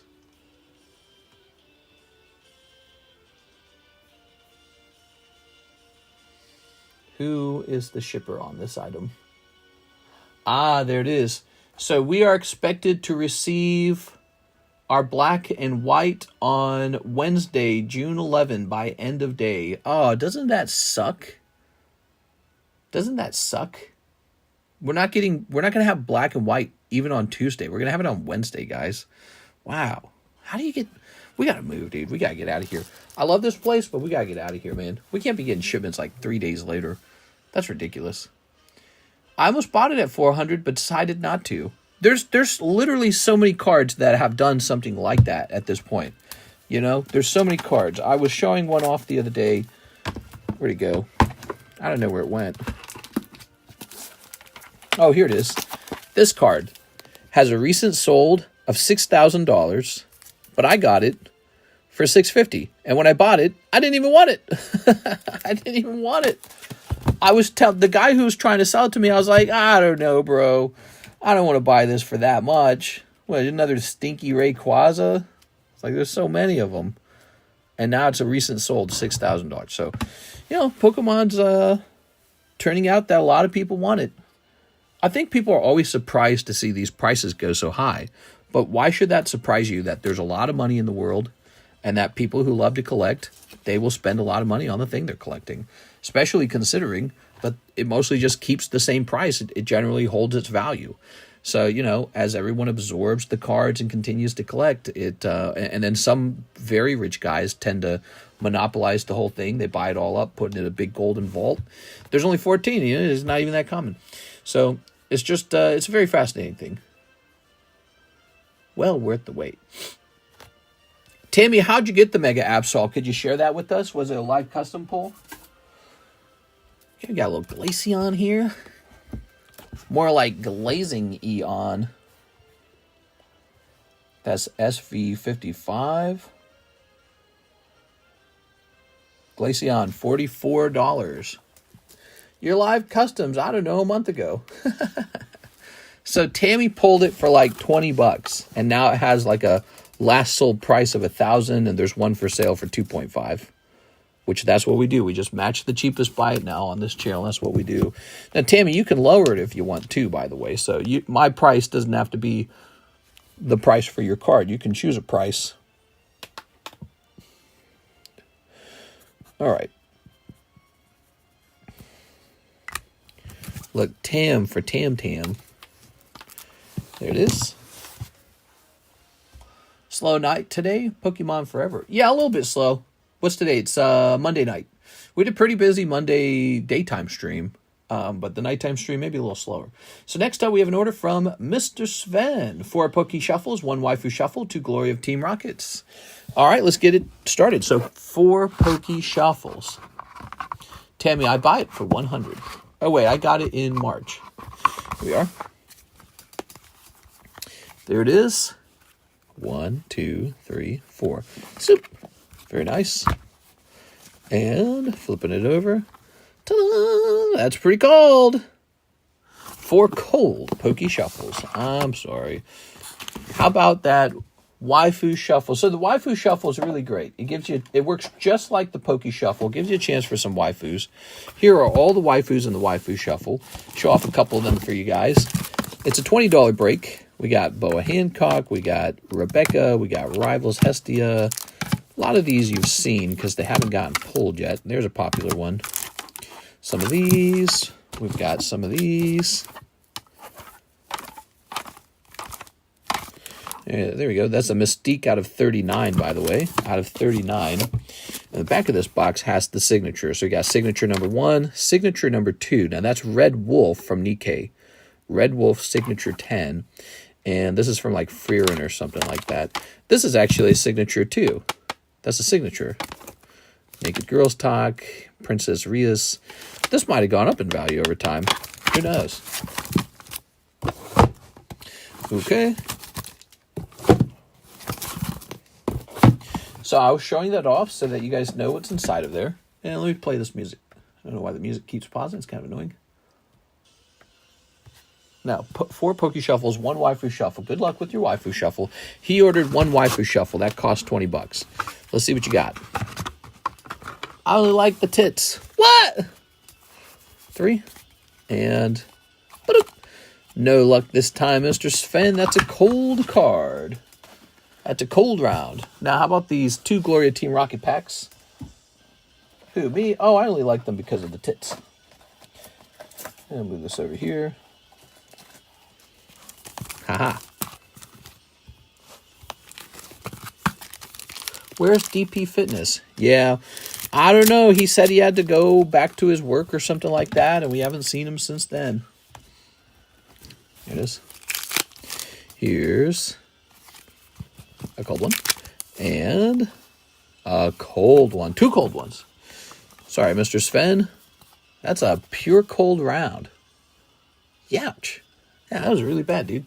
I'm sorry, Sven. Hey, Sven, did all those slabs make it in? Okay, that's all done. Oh, Sven, that was a really rough round, Mr. Sven. Okay, I'm checking for any other orders in the queue. There's no orders in the queue. By the way, guys, did you know that we actually also have one of these running? This is one of those crazy jumbo pack breaks. They're always a lot of fun. It looks like Sean Leon is in that. Remember Sean Leon? He actually came back and placed a bunch of orders for one night. So he's in here. Here are all the packs you'd get. It's $40 buy-in. Fortnite, Dragon Ball, Halo. It'd be funny if like a chase card popped out of any of these. Any of them. Like, what if you pull Crown Pikachu? It's possible. Not likely, but possible. Here's a Metazoo. There's another Metazoo. There's a Harry Potter. There's a Nikke. I have it, mister. They look all nice. Nice. It is. I'm glad to hear that. Okay, I'm glad to hear they got there safely and customs didn't beat you up or anything. Customs is scary. Okay, now we have another card from Miss Tammy's collection. You've got Mira, Soldier's Return, 2020, Final Fantasy. This one appears to have been graded a really long time ago. All right. It says 2000 on it. So let's try searching for this as a 10 Mira Final Fantasy. There is a Mira card. Here it is. But it's not the same one that you have. Soldier's Return. Tammy, there's nothing to compare these to. Let me try to find the raw card at least. Let's try to find the card. Mira 10, huh? Mira Final Fantasy. The number on this one is 122H. All right, here it is. So here's two of them. There's one for $30 and then one for $238. Let me see. This one looks really clean. So yeah, one of them's just really expensive for some reason. Are they the same? Yep, they're the same. So the guy from Canada, he's only asking $37 for it. Weird. Okay. Two girls, I like it even more. What did you just say, Sven? You can't be talking that way, Sven. They'll get you. They're coming for you. Okay, give me a second here. Oops. All right. So this is a regular holo. This is a regular holo. And this is a full art. So here are my thoughts, Tammy. Oops, move that out of the way. So this is a full art. And they want $147 for it. I say we go a little above that because there's one of these for sale on eBay, but your card's... Well, then again, yours is a TCC graded card too. So it's hard to say, actually. I gave it a high grade. I gave it a pristine. Look at that. I must have really liked the way it looked. This must have been really clean. Can you believe Mayor of LA said nothing happened there after rioters were burning everything up there? Here it is. Well, don't forget, she's got to run for re-election. So does Gavin Newsom. And so, you know, one fast way to lose your re-election is to talk crap on the people who live there. You can't do that. You can't do that. You got to be on their side. Okay. Okay, let's go. Here's Gabriel. He says for the jumbo pack break. Gabriel.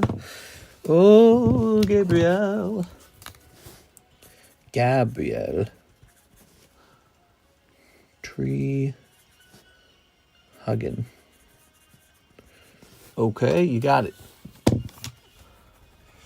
So that's his, the tree hugging part, that's his Cash App.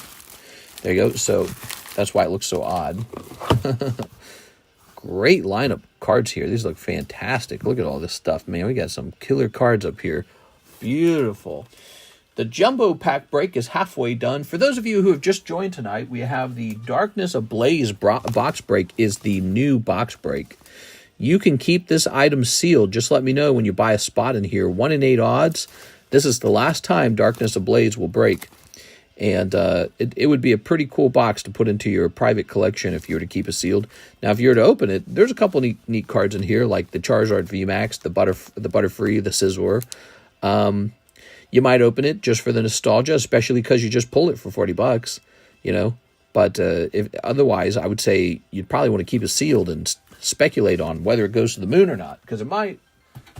It's getting pretty old. It's 5 years old, by the way. That's a 5-year-old box. That is not a young box. That box has been around the corner. Newsom is term limited and is out in 2026. Some lady took her baby in a stroller to the right and was mad because her baby got pepper sprayed. Oh, my eye. Oh. All right, so here's Beatrice Moniz. Can I please get a spot in the jumbo pack break? Oh! We only need one more for the jumbo pack break. Who's going to jump in? Beatrice Moniz. Good. One more spot needed for the jumbo pack break. Mr. got lotion sprayed. I did. My eye's so itchy right now. I think it's the chemicals from this lotion crap. So let's get a rotation on these. We've got Torchic. I think this Torchic shall go into the featured channel now. Okay.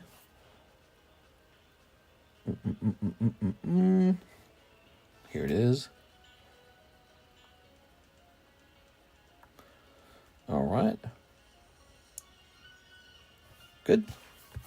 Oh. Get that milk and pour it over your eyes, mister. Is that what they're doing out there? All right.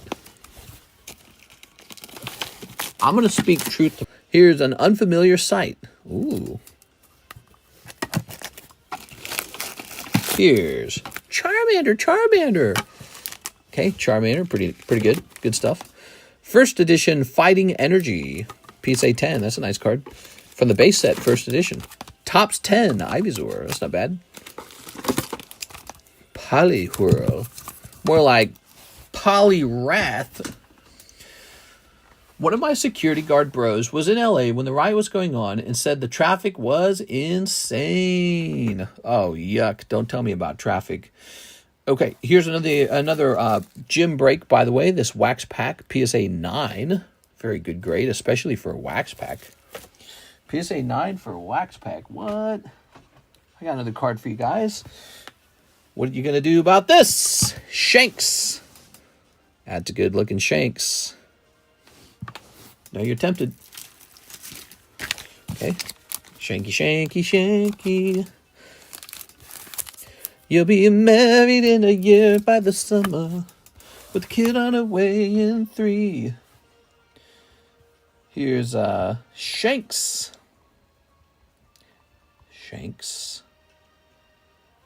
OP9. All right. Oh, my eyes are burning. It's got to be that lotion. Damn, it's English. Those ugly words. Damn, it's English. Damn it. Oh, he's cheap. He's a scant $85. By the way, this is the new PSA slab. So heavy, so sturdy. Feels like a real thing. I'll be married in a year, or you'll be married in a year in the summer.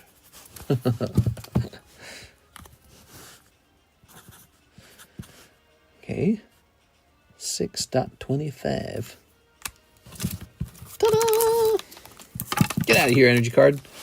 Ooh, now you're talking. Look at that card. He's looking into your soul. What else we got? Nothing you guys would like. Just Team Rocket cards. PSAOP, I expected that to be cheap. Freaking PSA, dude. But look how nice it looks. It looks really nice. Ooh, nice sparkly shine. Very lovely. Where did I even get that card from?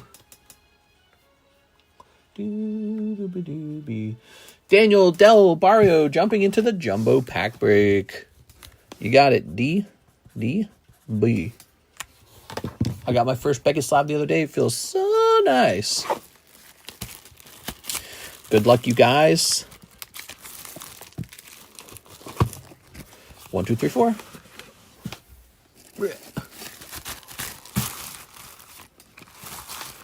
One, 2, 3, 4. Ta-da! Now, am I too late for the jumbo pack break? I believe you are. I believe you have missed it. However, we'll make a new one, okay? We'll make a new round for the jumbo pack break. Jumbo pack break's been pretty popular. I think it's gone off like, I don't know, like 9 or 10 times. That's pretty good, right? Each spot is $40 and it's $4 per round, or 4 spots per round. That's like 40 rounds. What's that math out to? 40 times 40. I don't know what that, like 1,600 maybe? I don't know. It's not 16. I think it's 1,600. Give me a number.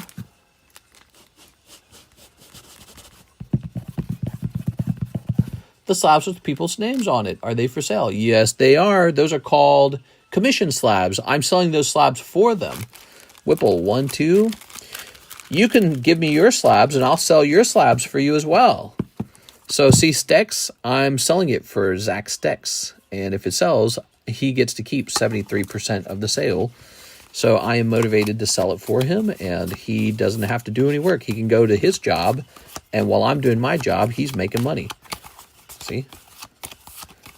All right.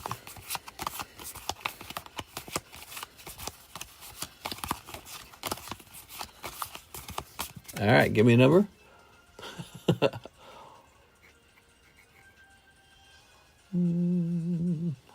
Minister, how many are you willing to take in for commission slabs? A lot. Soup. Gabriel. All right. Oh, wait. I'm freaking out too fast. No. My brain, I'm tired. I got roasted today in the sun. So, okay, Gabriel, you didn't get it. You missed it.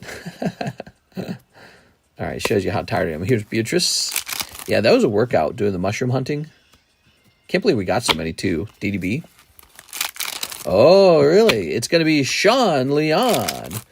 Is Sean even here? So, Tammy, you should make a link in the breaks channel for Sean because he's not even here, I'm pretty sure. So he doesn't even know he's pulled this. He stopped in like one day and he's like, "What's up, bitches?" I was like, "Sean, we haven't seen you in like 4 years." And here we are. I don't know if he watches, but he bought a spot in there. So weird. Okay. Sorry, everyone else. I know it stings to miss. That is the nature of the breaks. Breaks are a scary way to quickly spend your money and potentially get a very large pull. There it is. Sean Leon. Okay. Boop. Now, all this is his. All these cards. Let's start sneeping. Let's start sneeping and clipping. So for the next jumbo pack break, what do you guys want me to focus on putting into the bag? Is there like a type of set or like feeling? It is. Very nice. Very nice. I think what makes it fun is for the jumbo pack breaks, I like to find packs that are like exclusive. I like to find like exclusive sets. Boobs. Zen says boobs. Do we have a booby set? Yeah, we got a couple girl card sets. Here's that Destined Rivals. Here's a little Sanrio. Okay. Here's some of these. What do you guys think about Greta Thunberg getting caught by the Israelis and they're all like, "Gotcha." Because she was coming over in a little yacht and they had like food and stuff. We are. Snipping this. How dare you? Here's Animal Crossing. I heard they made her watch like October 7th attack videos. Holy. Like gore videos? Honestly, I don't care about all that. Yeah. I think I've been in the news cycle too much the last day or two, ever since those riots started, man. You know, when the news is boring, there's nothing to talk about. Sometimes the news gets a little exciting. It's a little interesting. It's always bad interesting. It's never like, and today we discovered that you can drink water and it cures cancer. It's never that. It's always like, and today this man gets shot or some of the shooting in Las Vegas. You know, it's always something like that. It's always some neurotic, crazy crap. Okay, here goes. Ta-da! Ooh.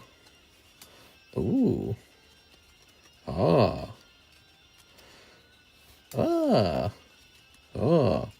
And Harry Potter. All right. Have you played Elden Ring Night Rain? I have not played Elden Ring Night Rain. Is it very good? No, I dropped your... Okay, here are your Carddass cards. You got Red Hood. And she's in the hood. It's super fun, says Mary. I'm convinced, Mary. I'm convinced it's very fun and that I should ultimately play it. Here's Kissy Bug, Smooch, Awful, and Spark. That is from the new Metazoo set. That's fun. Here's the old Metazoo set. Ah. You got Old Books, Crying Tree. Okay, creepy.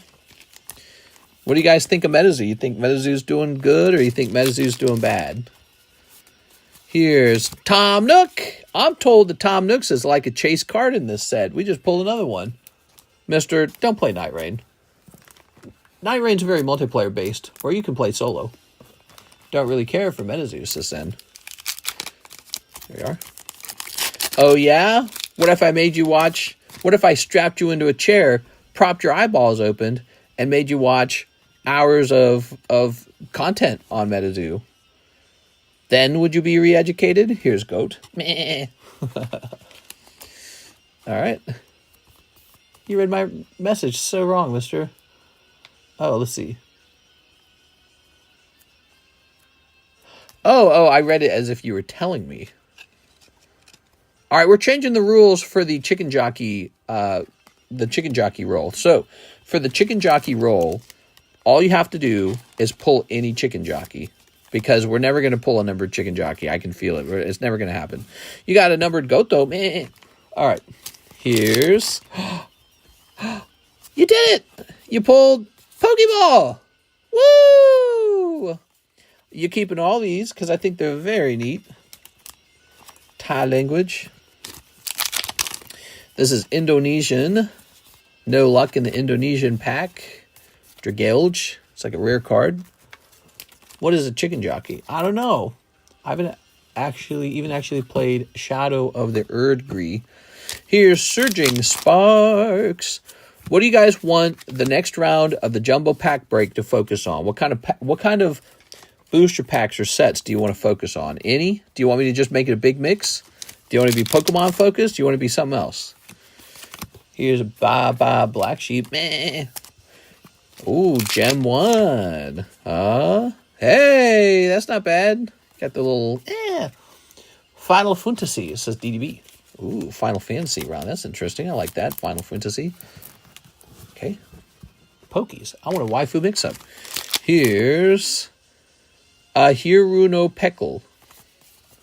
There's my Medley. She's reading a book. That's why she's so smart. Oh, man, she's going to get a college degree. And then she's not going to be able to find a boyfriend because she's smarter than all the men, and it makes the men feel insecure about themselves. Here's Team Rocket's Hypno. That's kind of cool. So we got Team Rocket's Persian out of there. So far, so snood. Here's a Gorabis. Okay. Here's two-piece. Nothing happening in the two-piece. Okay, very good. Gem 2. Very popular Gem 2. Oh, we're supposed to open some Gem 2 tonight. I forgot about this. Who ordered the Gem 2? I can't remember. Anthony Kalura did. Anthony Kalura ordered some Gem 2, I believe. So we got some Gem 2 to open. Florges. We got Gyarados. Gyat! Now for this lovely Halo pack. Ready? The first one is very fun, so I'm 100% for Night Rain. That sucks. I feel like this particular pack of the Halo cards was pretty lame. Nothing really popped out of there. Nothing too crazy. Here's Dragon Butt Z. Oh my god, you pulled a numbered card. No, you did not.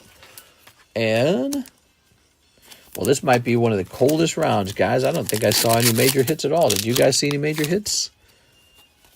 All right, you've won the battle, but did you win the war? Mr. Sean Leon. This time, Sean Leon, not too many crazy cards popping out. Still a lot of fun to open these. I guess you can't really keep your expectations too high when it's like one pack from every set. You know what I'm saying? So easy for all of those packs to just be one cold pack. Toss it. And then you did actually get a couple interesting cards. You got that goat, didn't you? He's a numbered card. Rainbow goat numbered. It's kind of cool. Plus, we seem to always toss in this Mewtwo, this blockbuster Mewtwo. That always helps. All right. Good. Let's go over those. That's not bad. Gem 2 is always good. My Melody's kind of good. This is kind of good. They're not here. Oh, Tom Nook was actually a hit, wasn't he? Yeah, Tom Nook, he's good. All right, good. That's the end of the jumbo pack break. It goes to Sean Leon. I don't think he's got a bag, but we're going to check.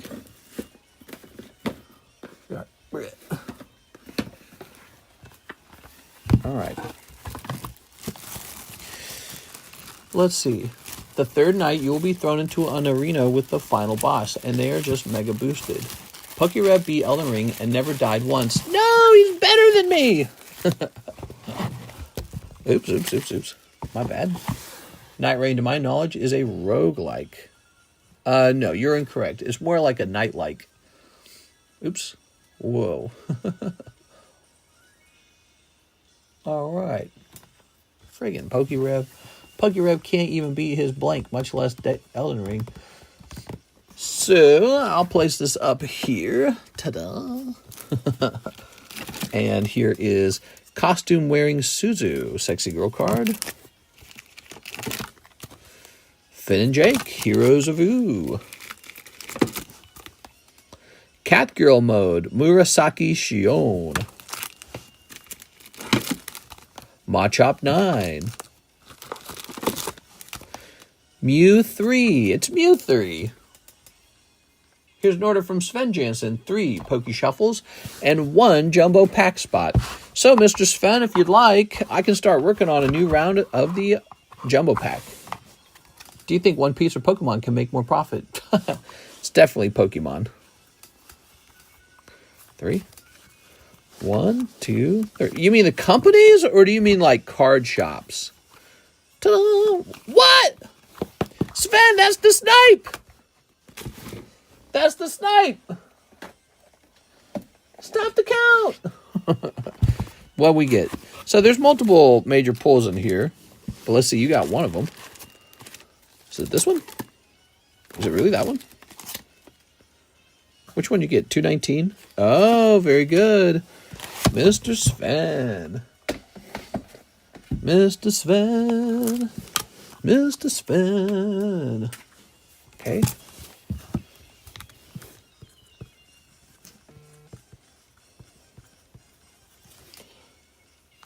Which can make more profit? Oh, for like a person opening the packs. Well, it depends on what you're comparing. Some Pokemon sets are really hard to make a profit on. Like if you're opening up Prismatic, you might pull a God Pack and make like $10,000.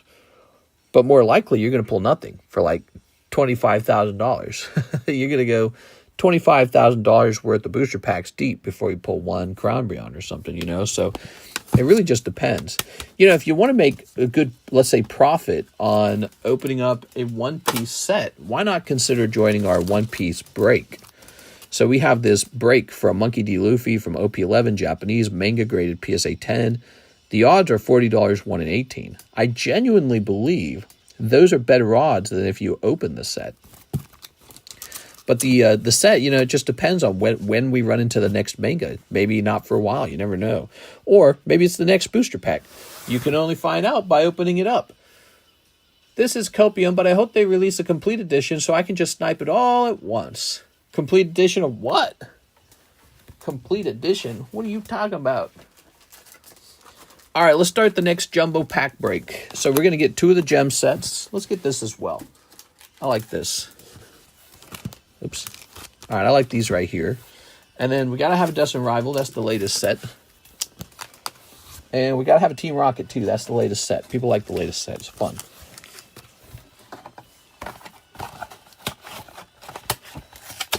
Order 2 OP9s. Did you get my order?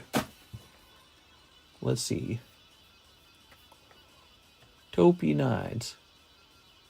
Oh, yep, I see you. Mr. Jonathan Santiago. Yes, sir. It'll be your turn very soon. Let me get Sven's turn done. So to complete Sven's turn, I have to get a new round of the jumbo pack break going because, most of all, because he bought a spot in it, and I'd like to just have it available for him. I'm gonna grab one of these. I like these Topps cards. It guarantees a hit for you.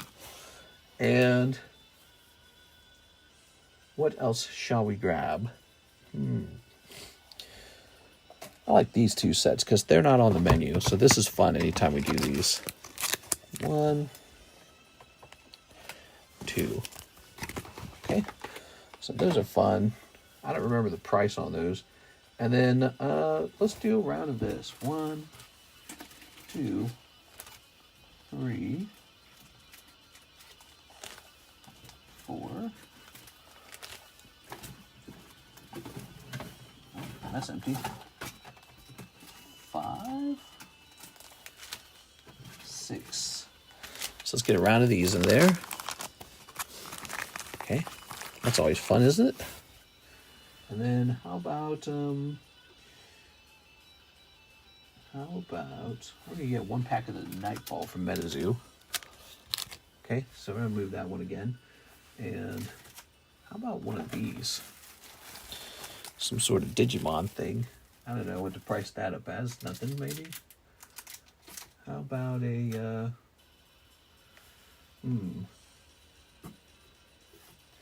let's see. How about the Trump Playboy pack? Those are always fun. I feel like I'm putting together a box of candy for you guys. Let's keep the Minecraft moving because we want to try and pull a chicken jockey and hand that roll out. And I like these game packs. They're on sale right now, so they're a really reasonable value. Maybe one of these. Yeah, let's. Okay. Already finished the game twice. Been trying solo, carry a random with your wife. What? With the wife. I have a GI Joe pack in there. The dreaded GI Joe pack.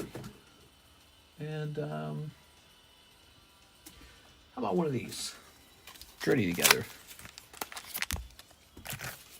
All right, let's start adding these up. It's got to come up to $160. I think we're probably about there. Ready? All right, get my marker out. Let's start here. So, Surging Sparks.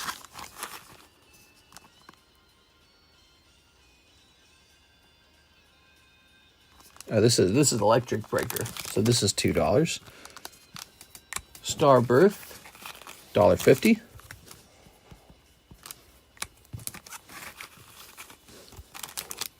Fusion Art, $1.50.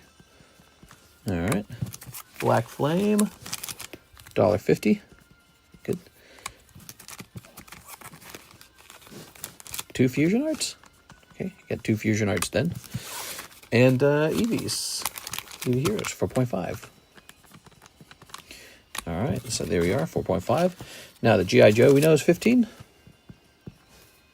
That's easy. We also know the Donald Trump pack is $10. Okay. What else do we know? Any of these other ones? Minecraft is $9. Want to set the value on this one to $1. I don't really know what that's worth. These are not on the menu. I'm gonna set the values down to 5 and 10. I don't know much about them. Okay, 5 and 10. Journey Together. I don't remember Journey Together. 8. So Journey Together is 8. Death Rivals is 10. This is 6. Okay. Now let's go back up here to the Chinese cards. We got Hidden Fates. Now 151 is 6. Gem 1 is $4. Where did I find this Gem 1 pack? Oh, we have an open box of Gem 1. And Gem 2, $4.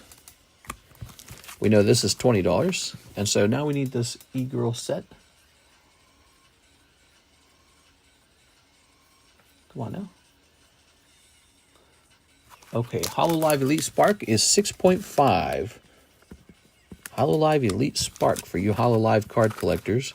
The Mario is $5 now, isn't it? I'm pretty sure it is. Down from like $6.50 or something. And then the Nightfall will be on this page over here.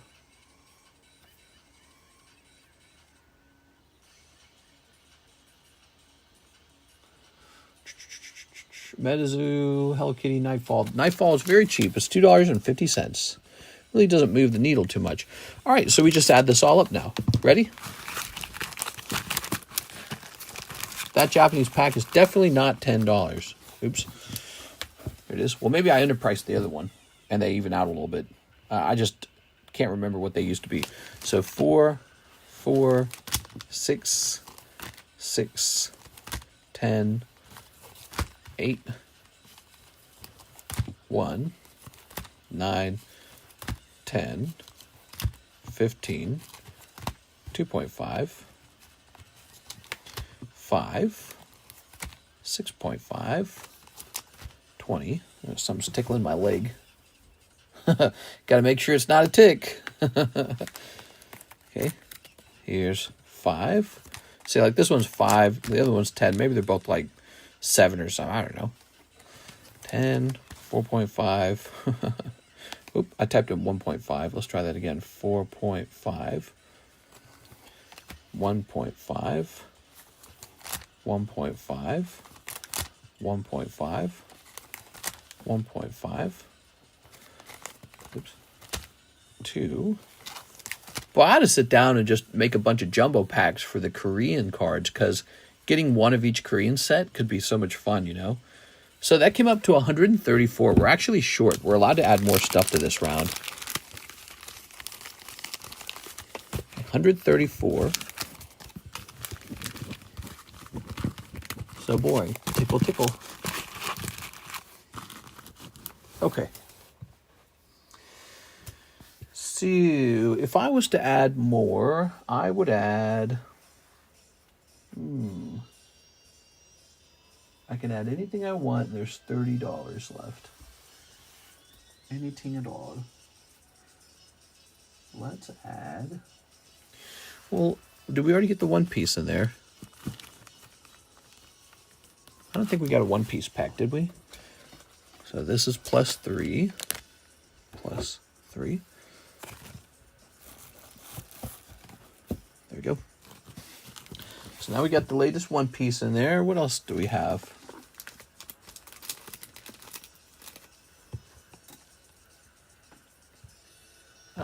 Let's get a Final Fantasy Hidden Hope. What's Hidden Hope? $5? Let's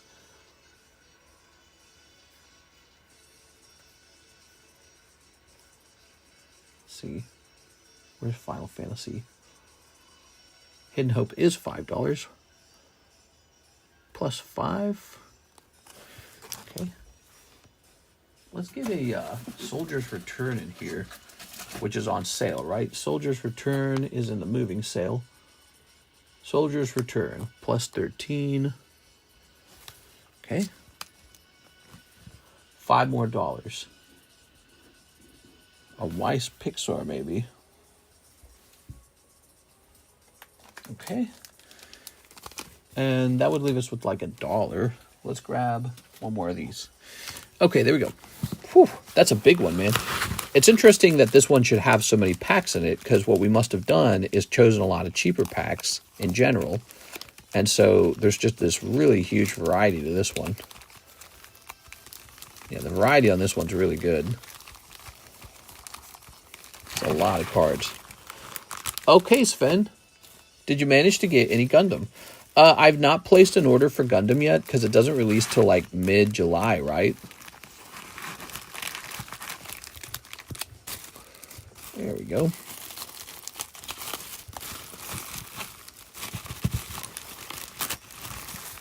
Good. Now, the last step, we take Mr. Sven's name and write it down. So a new round of the Jumbo Pack Break is available, everybody. And Mr. Sven's in there. There's 3 spots remaining. There it is. I know he's been trying to get rid of a lot of stuff because the moving things he was hanging on to, he's letting go of. What is the current box break? The current box break is this Darkness Ablaze. 1 in 8 odds. You can keep it sealed and add it to your sealed collection. Darkness Ablaze. You can also open it up and give us a really good treat getting to watch it get opened. All right. I say next time we do a round of cards that rarely get opened. Here's Jonathan Santiago. So 2 of the OP9s. You ready? 2 of the OP9s. Here they are. 1 and 2. Hello. Mr. Jonathan, it's on to you. Got Eevee. We got this really nice Red's Challenge, everyone. Red's Challenge. That's Dark Alakazam, and that is Chico Rita. Did you open the fossil box yet? Yes, we did. We did it yesterday, Mr. Louis. It was pretty cool. You can go back and rewatch it if you'd like. There. I've carried so much, so it feels the same to me. Here's a cool one. Here's one with the Dawn card in it. I don't know if that counts as jumbo spot price. A jumbo break costs the same as any break, $40. Your odds are 1 in 4. This adds up to $160, by the way. That's how that's determined. So this is $160 of booster packs, $160. And this whole pile goes to one person. The other 3 people will pull nothing but a common Pokemon card. So pretty rough, kind of like losing $40. And that's what it is. It's just, it's like the live customs, it's like the Poke Shuffle, but this time instead of it being slabs, it's actually booster packs. Okay, here we are, Jonathan. Ah, your bag. How did I miss the sticker? Thanks, TCC. Time to bully Mister into playing Night Rain. No, stop, I'll do it. Man, if I could play Night Rain on that new handheld Xbox, that'd be cool. You think that handheld will be able to emulate Pokemon games? How crazy would that be? That'd be neat. Playing Xbox handheld, and then you're emulating like like Pokemon or something. But I wonder if you'll be able to do that. Okay, so what do we have now? We've got tick. We got music that has stopped again. Why you do this to me, Pokemon? So tired of that. Emmanuel Valencia, PSA 10 Classic Collection Raichu, PSA 10 Dedenne. Now, Mr. Emmanuel, where did you see those? Were those in our Discord server, perchance? Let's see. I'm trying to remember last time I saw those things. Are those up here on the table? Doesn't look like it's in the channel. Oh, no, wait a second. Raichu and Dedenne. Well, there's the Raichu. And there's the Dedenne. Okay, I see that. If you get it from the Discord server, help me out a little bit. Mention that if you could. Woo, that's a heavy box. Filling up with the slabs. As it should. Now we have to find it. Where did it go?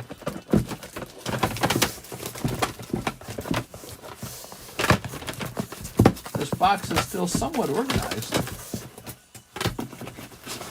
For now. Okay, it's not here. How about here? Dedenne? I feel like this should get listed up on eBay. Where's that right you at?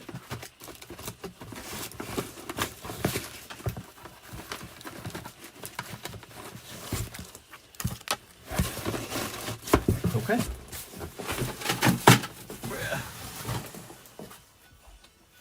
Even Red Wolf of Radagon took me 20 tries. Toss that to the side. So explain me, what's the loop in the game that makes it really addictive?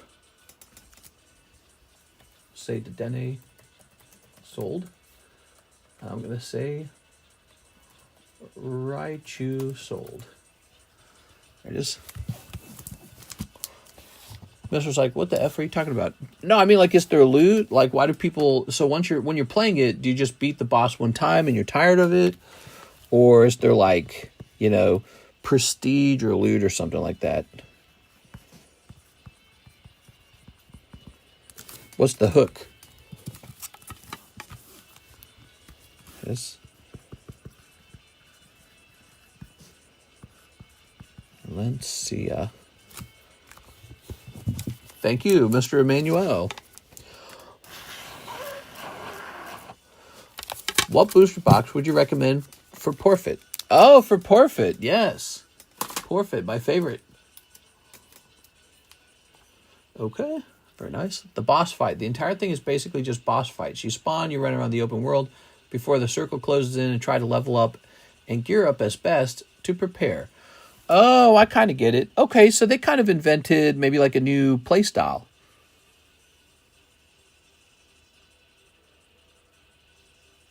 And so it's not competitive, it's cooperative. Is that right?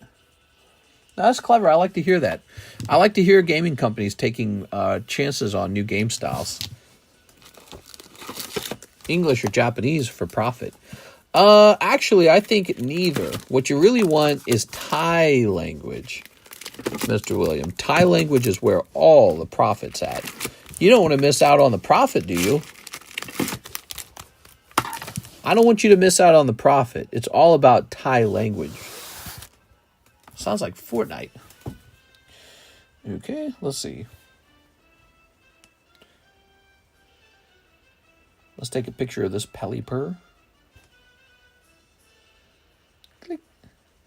Pelipper is going into the featured channel. Maybe I should take a whole picture of the group together. No, I'm just taking this one card down. Why is XY box more expensive than the whole set card value? We are. You wouldn't understand, William. It takes advanced Pokemon knowledge to know these things.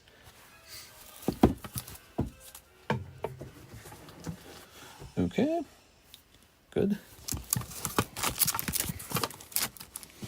All right. Now we have an order. Daniel Del Barrio, 8 Tears of the Planet. Tears of the Planet. You got it, man. Anything from my man Daniel Del Barrio.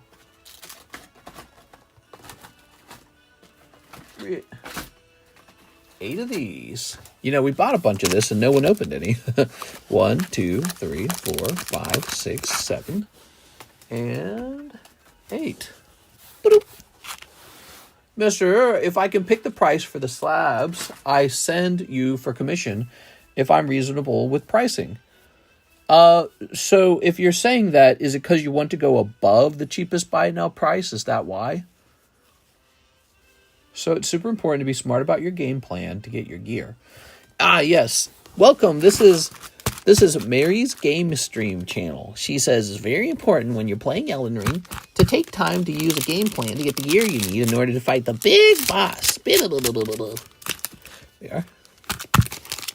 Face the final fight. I'm going to face the final fight, but I don't know if I'm strong enough. I have to get stronger for my friends. There. Nice taste on the Reds challenge, mister. I have all 3 PSA 10s. Ah, yes. Nice taste.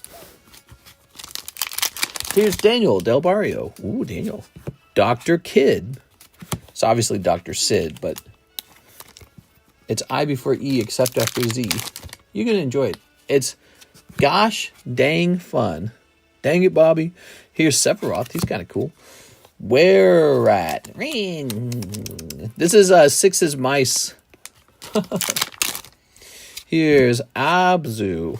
Is it a free-to-play game? Is it like one of those? Or do you have to purchase it for like $100,000? Here's Abzu. Here's Trey, which also rhymes with a word called Giston. Here's Chocobo. $4 only. Oh, for $4, that's not too bad. $4 is pretty cheap. Here's Red XIII. Okay. Borghen. It's Borghen. I'll wait till it's free to play, Mary. Mary, quite so there's no microtransactions? No loot packs? No loot boxes? We'll just to cover the extra 12% difference. I noticed cars sell on your channel for higher than elsewhere. That's why I'm asking.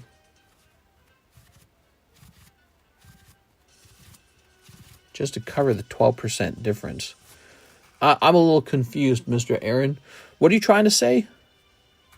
So, Aaron, if you want to choose the pricing, give me an idea of how that compares to the cheapest buy it now. How would your price be different? There you go.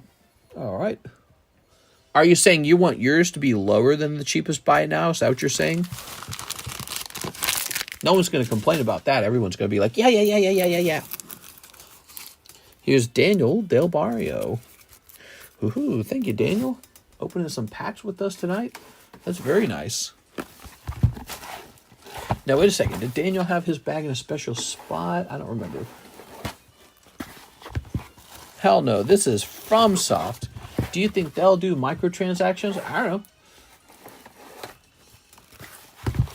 There you go. I'm not one of those people who get super upset over microtransactions. It doesn't bother me that much. It bothers me if they do it too much. Like, if you can buy, like, something in the game that gives you an advantage, like an actual advantage, or, like, you have to have it to play the game a lot, that's annoying. But, you know, when they do stuff like, maybe, like, armor outfits, layered armor, or something like that, I don't really care as much. Ah, my legs. 12% higher than cheapest buy it now. Now, why do you want to do 12% higher than cheapest buy it now? What cards are we talking about? We talking about like the very best of the best? What kind of cards are you sending in? That's a red label card then. You're talking about a red label card for the buyer. You're basically telling them, sorry, buddy, you want this one, you got to pay over the market. New bag? Ah, there we go. Most people are only willing to pay over market in its very specific circumstances. Here it is. For example, you have a good swirl, you got a higher certification number, yours just looks really clean. It's a card they'd really rather put into Slab Away, but eBay doesn't offer Slab Away. That kind of stuff. Mr. Daniel Del Barrio. 6.25. People playing Fortnite, get these kids on a real game, like Welding Ging. Man them up, yo. In a free game, I don't give a blank. They got to make money somehow. What do you think about Fortnite still being the most played game? Is it really? If it's still the most played game, I would say that Fortnite cards and collectibles are still going to be pretty relevant. All right. They could be underpriced. All right. A mix, some are cheap, some are high end. So it's possible that I do a higher than usual price on cards that are exceptionally desirable. Like, let me give you an example. A PSA 10 English first edition Blaine's Charizard. And you said, I want this to be 12% higher than the cheapest buy it now. I'd be like, okay, we could probably do that. But if these are pretty standard Pokemon, got to stick to the cheapest buy now price. I think what's going on in your mind, you're thinking if I can just get the price high enough on these, then it will be worth it to have Cardconomist sell them because it's no different than the eBay fee. But that's the rule. The rule is the customer has to still get the card at the cheapest buy it now price, because that's why they come here. They don't come here to always pay, like, especially on like standard cards. Like if you got like a real special card that really doesn't come around very often, not going to get restocked anytime soon. That's one thing, right? Like I said, like first edition Gym Charizard, Gengar, Sky Ridge, some cool, you know, like some chase card, some Holy Grail card. You want to do 12% over on that? We can definitely test that out. But, you know, if it's just standard Pokemon cards, they got to be cheapest buy now. If you're hiring me to do it, you're hiring me to work for you. That's why it costs more. So you're hiring me to do work for you. eBay doesn't really work for you. eBay lets you post stuff to eBay, and then you have to ship it and you have to manage it. But I really just do the work for you if you hire me to do it. So it costs a little more than eBay. But the nice thing is we sell at the buy now price, not the auction price. A lot of these commission guys, they don't want to hold your slab. They just want to get rid of it as fast as they can and collect their cut. And so they do lower cuts. And then they just put everything into auction. That's how most of them do it. But yeah, it's an interesting proposition. I think it's probably best to just do cheapest buy it now and just be like, you know, pick the ones you don't want. That's all. Pick the ones you don't want. If you got cards you really like and you're expecting a bigger profit on them, you might need to just list them up on eBay in that case and just manage a couple high-end cards. Or you can take those fancy cards and give it to the other commission guys, you know, like Z and G. Maybe it gets a lot of money in auction. I don't know. Could do really well. Who knows? But I think he'll take a smaller cut from you than I do. But he'll want to do auction, I think. I think he does fixed price too, but I don't know what his final value fees look like. I don't know like what cut he takes. And then of course eBay's going to take some as well, I think. Anyways, those are some options. That's some stuff to think about. Some of these cards are perfect for what we do. You know, like this Eevee, this Bulbasaur is perfect. Like CGC 10 Bulbasaur is perfect. Perfect for what we do. All right. I can feel your love through the hobby, through the live. Hey, what's up, Mr. Brad Games? Holy yapathon. Blah, blah, blah, blah, blah, blah, blah. How's it going, Mr. Brad Games? Let's see who Brad Games is real fast. Let's see. Click. Mr. Brad. Whoa, you got a big channel, Brad. Nice to meet you, by the way. How about you, Mr. Brad? Do you collect cards? All right, I'll back out of here now. Boop. And yeah, I do yappy a lot, definitely. I'm a gamer. Okay, so now we've got, click. I think we've got, Andrew Martin, Mr. Andrew, Reds Challenge Slab away. All right, so this is sometimes one of the only reasons people will consider an overpriced card is because we offer that thing slab away. Here we are. What kind of cards are you looking for, Mr. Brad? What do you like to collect? Andrew A. Martin. Hello. And I'll set you up over here. Slab away. Click on this. We are going to say June 25, Andrew A. Martin, PSA 10. Poliwag, cool. You like Poliwag? What's the nicest Poliwag I've ever seen? Isn't there a legendary collection Poliwag? Is there? I don't think there is. The most expensive Poliwag. Okay, so Andrew A. Martin, PSA 10, Reds Challenge. 360. Now, you've paid $60 of it off, so $300 remain. Boom. All right, now, there's another portion to this. This is Tammy's card, so that's a commission card. And Tammy, in this case, I'm just going to mark it as sold for you, so you're going to immediately pick up the value there. Oh, this card started looking confusing. This looked like a separate row. Oh, man, it got confusing. All right. That's why I got all quiet. I was like, huh? 360 times, there we go, plus 60. 322, rounded up to 323. All right, there you go, Tammy, 323 now. All right, thank you so much, Mr. Andrew. I hope you enjoy that card. I think it's a really solid one.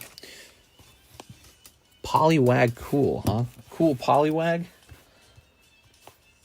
So what's the most expensive Poliwag? Poliwag, PSA. And let's see. There's a Topsun Poliwag for 2.5. Here's a Jumbo Koro Poliwag card with Pikachu and Poliwag in it. But I feel like Pikachu is the focus of the card. Here's a Techno Poliwag from Topps, 777. That's pretty expensive. I'm just looking. First edition Poliwag, he's like $500. What the hell? Boy, this hobby is so expensive, man. Looks like the first edition Poliwag's kind of like your go-to Poliwag card. But so is there a cool Poliwag? There's a cool Porygon. Oops. No, there isn't. I am the walking guy. There you go. It's really neat, and one of Red's few cards. Yeah, actually, that's correct. Yeah, there's only a couple red cards out there. So there's Suicune. Let's get a new Tammy card up here. Tammy brought the goods, man. Excuse me. Here's Clefable. Wait a second. We just use the same sleeve. Let's just use the same sleeve. No more throwing the sleeves away. We're wasting too many sleeves. Okay, Clefable 8. Ooh. Okay. Let's grab 8 Topps Clefable 36. All right. And tell us a little bit about yourself, Mr. Brad. I don't think we've met before. Yeah. What brought you over here? Just wandering along, ran into a live stream. I've been doing this Pokemon live stream for almost 7 years. 7 years in November. 6.20. Oh, wait. No. It's got to be blue marker. Yeah. Tammy, I don't know if this one will sell that easy. I'd like to set it at $20, Tammy, to make it a little easier. Because this card will struggle to sell. There it is. You're thinking of Ya Boy Runs. Video you opening a booster box in a minute. One whole box of blah, blah, blah in a minute. All right, I'm going to do it right here for you. Nah, I'm just kidding. Those are hard to do, you know. I usually have to do like a box or two because it's hard to cram the whole box in a minute. And I've tested different video styles. I tested a video style where like I actually open it really slow and then I just speed it up in a video editing. People did not like it. The best performing ones are the ones where I actually try to cram it all into 1 minute.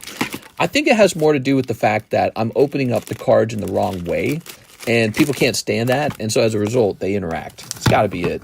You know what I mean? It's one of those kinds of videos where it's like let's say you were demonstrating cheese. You're like, I love all these blue cheese, brie cheese, but then you take this huge bite out of the cheese, this disgustingly large bite, and you're like, nobody expected you to do it that way. It's one of those. Here you are. I'll take 20. Here it is. All right. Nice. I got to be honest with you. I am not a fan of when you just rip in a whole minute. Well, exactly. People get annoyed by it, and then they say, that's not right. I've had a lot of people say, I'll never subscribe. I unsubscribe. Was I on Epstein Island? What? It triggered me, not gonna lie. That's funny, man. Yeah, obviously, when I'm actually opening up cards, not just trying to make content, I would never open them that way. That's ridiculous. But that's the point of it, I suppose. Open it wrong, and then people are like, oh man, I'm going to interact with this. Here you go, Ivan Rodriguez. Mr. Ivan Rodriguez. There you go. All right. Very nice. And here's Tammy. What do you know about Pokemon cards, Mr. Brad? Did you know we opened up like a $20,000 fossil booster box yesterday? That was the real fun. If you had been there, you could have seen some really crazy stuff just yesterday. Say 20 over here. Okay.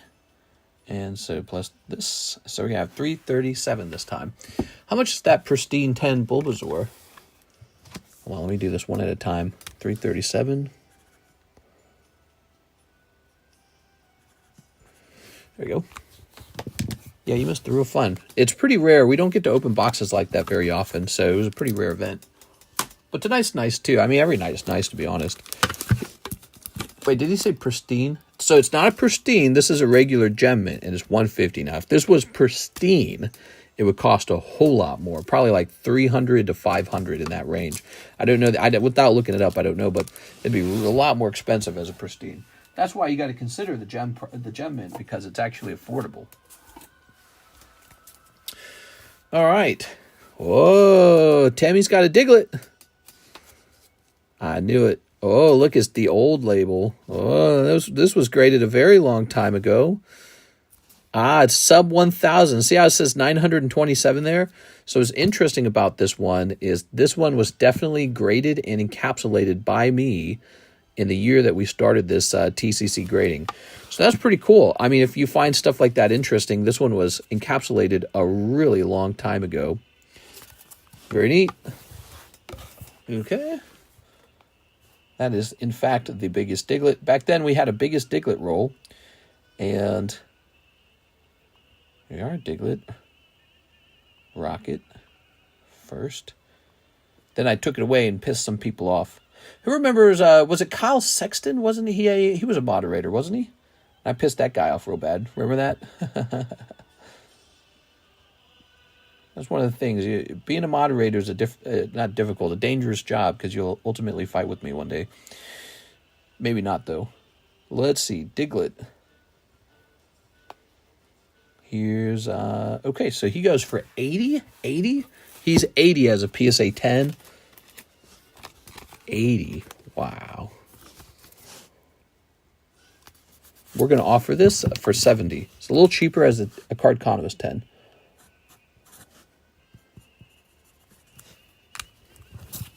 Thoughts on iDubbbz Brad? We fight all the time. Is she Ty Troy? What? She's got a Diglett? I knew it! Tammy, you should have said so.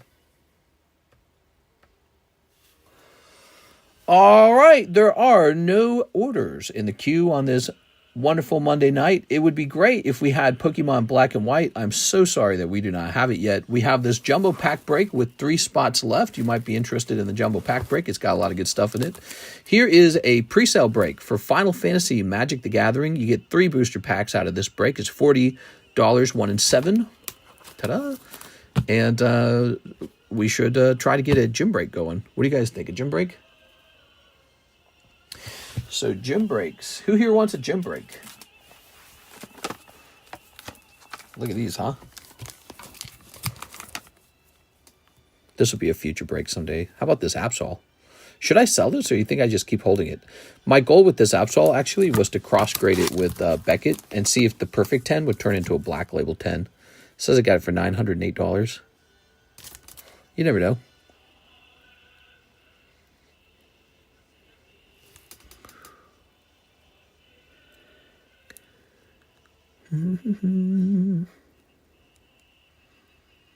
It could even be good if it got a pristine 10, you know?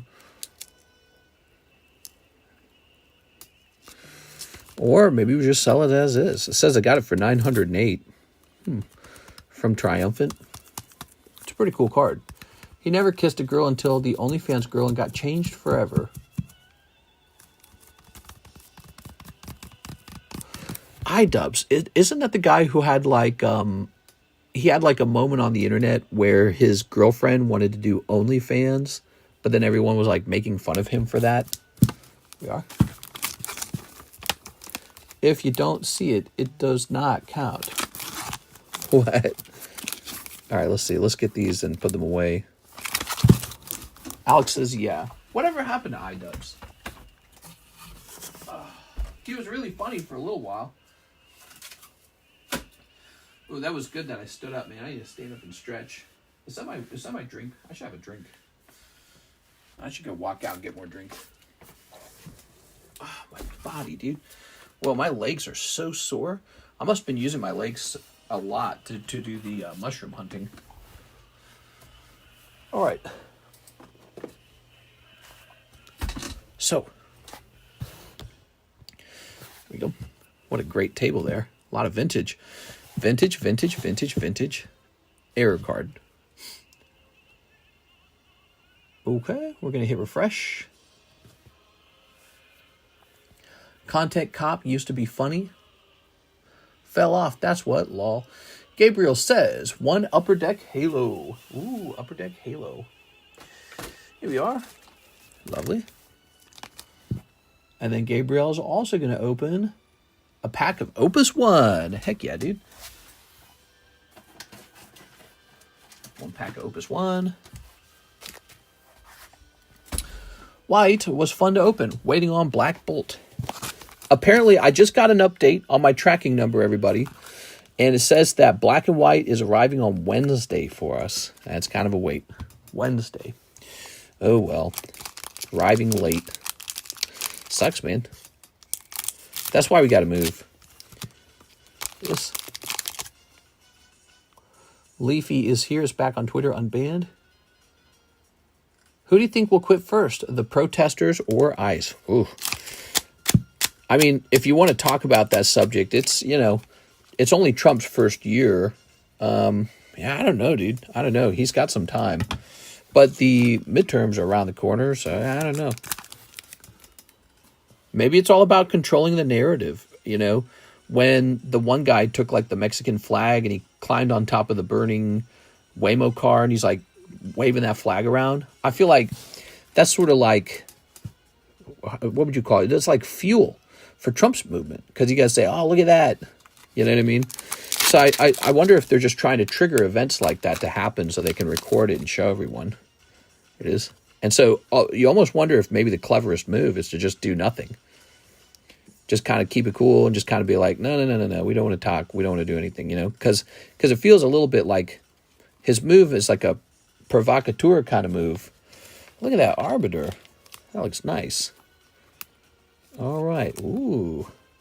Lovely. I'm voting for Newsom. Did you get both normal boxes and the new special fat packs? For Final Fantasy, that is. For Final Fantasy, we're only getting the collector's edition. Should I have the regular? Do you think I should have the regular booster box for Final Fantasy, by the way? There we go. Ooh. So here it is, Opus 1. No for Black and White. There were special fat packs. I didn't know about that. Okay, here it is.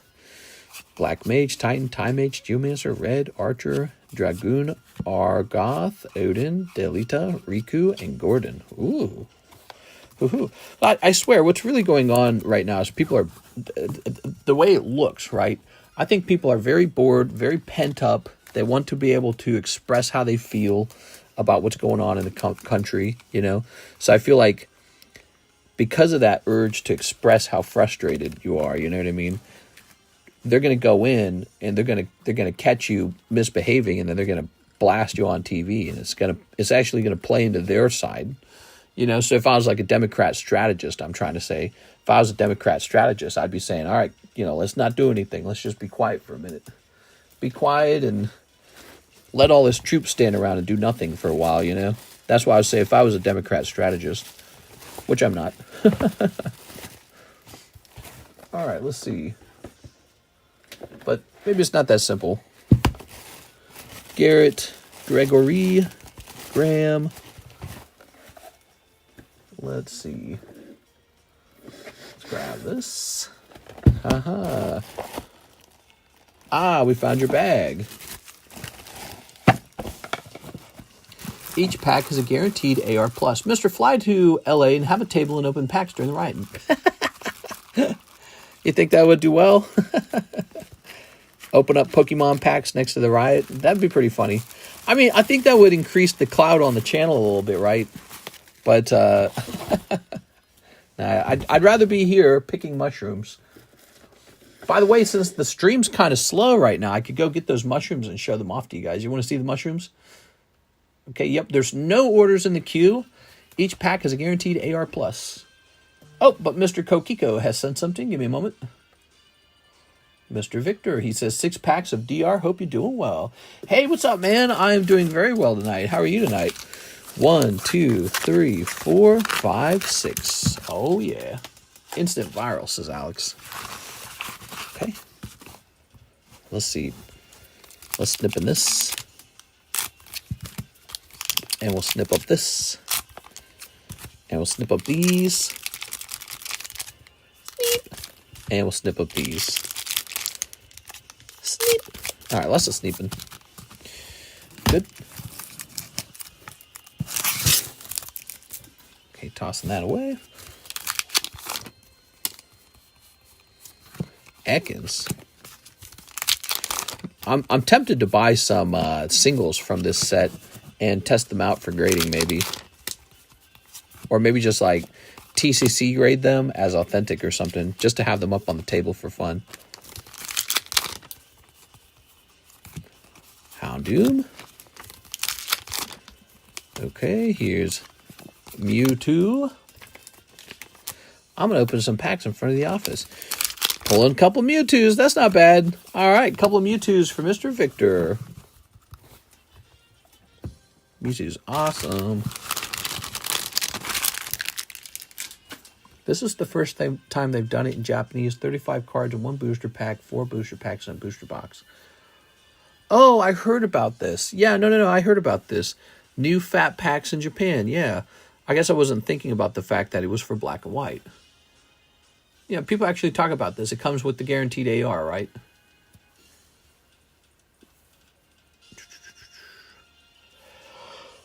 Ooh. Oh, no, not the yawns. What time is it? 4? Wow, the yawn came in right at 4. Freaking yawns. There we go. Oh. We don't want that. We don't want to pull it all down on top of ourselves. New bag for Mr. Victor. I think it's a new bag. Yes, it does. The low-key hype. All right. Fat packs. Fat is good. Skinny bitches can go home. All right, there it is. Okay.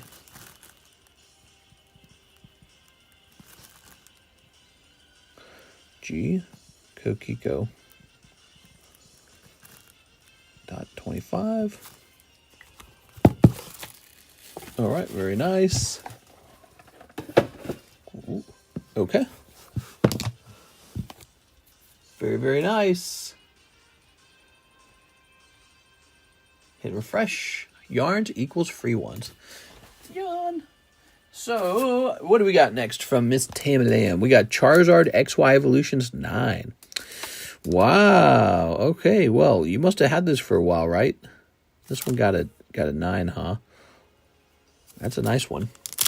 Mushroom time. You want to see my mushrooms? All right. Let me unzip my pants. Give me a second. I'll show you my mushroom stamp.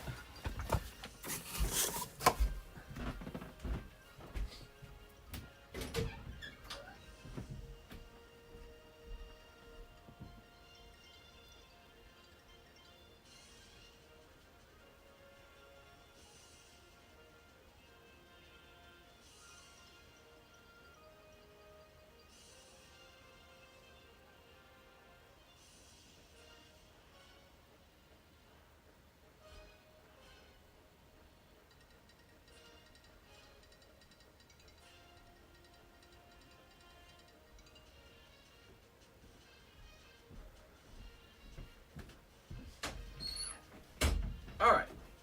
They don't get fresher than this, guys. Super fresh mushrooms. Karis and I went foraging in the forest and got lots of mushrooms. Here it is. So I filled this whole bowl up. It's a lot of mushrooms. And so these are chanterelles. We've eaten a couple of them now. It's got a little dust on or dirt on it from the forest floor. So you have to wash it first. Now these have been sitting in the fridge. And these crazy looking ones are called like black trumpets. And they're going to be a bitch to clean because they got a lot of dirt on them. But look at that. That's a nice looking one. I wasn't very patient when I picked these. I was all out of energy. So I just kind of ripped it up off the ground real fast. I was getting tired. Here it is. Look at that. These apparently have a very good flavor. I wonder, can you just eat them raw? Can I just like pop one in my mouth right now? Do you have to cook it? bunch of little ones. They hadn't really finished growing too much, but we weren't going to come back to that area ever, so I was like, let's just grab all of them, you know, because what you can do is let them grow a little more. You can for both. All right. You can taste them raw, both. Let's just grab a little bit of this one. All right. And take some of this off. Take some of this dirt off. All right. And then let's see. Let's see what it tastes like.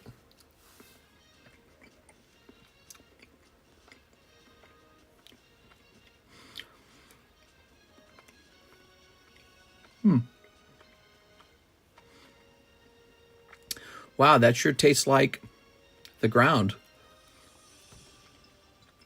Yes. Unmistakable ground flavor.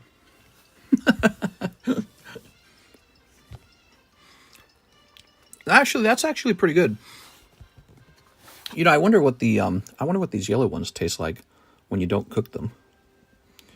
Because we cooked them, and I thought they tasted rather bland.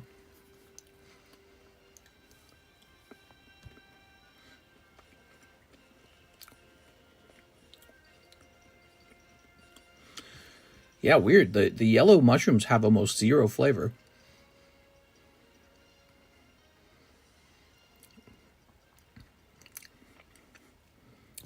Nothing. Can't taste it at all. The brown ones actually have a flavor. So if I was to describe the taste of the brown ones, let me see. If I was to describe it,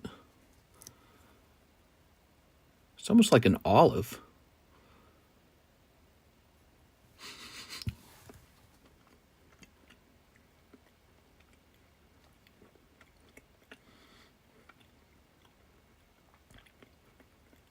Wow. So the brown ones really do taste like mushrooms. They've got a distinct mushroominess to them. Yeah. Sort of like portobellos almost. It's like you worked really hard to get a portobello, and it's just this really thin thing. Wow, that's pretty good. The brown ones actually have a good flavor. That's so interesting. The yellow ones, you can't taste them. The yellow ones are completely bland. Like we had some earlier, we cooked some up, and it was our first time eating those, and I couldn't taste anything. There was just nothing to taste. Bro said, wow, like he's that one food reviewer. I don't know who you're talking about. Yeah, no, but I've never eaten that. That's my first time eating that. So that was fun. Yeah, we have not tasted the brown mushrooms before at this point. Karis doesn't know what they taste like. So those have a real flavor. I'm thinking about taking this whole bowl of mushrooms, dicing it up after we clean each one, obviously. Dicing it up. And then putting it into like a big soup or something like that, you know, like maybe a chicken noodle soup. That, or I make like a steak mushroom risotto or something like that, which I don't know if I want to do that because I don't think you'll taste them if you do that. But I've also considered just cooking them into like ramen noodles. Mister, it is a compliment. That means you're doing good. Oh, I thought you were teasing me. All right, let me put this away.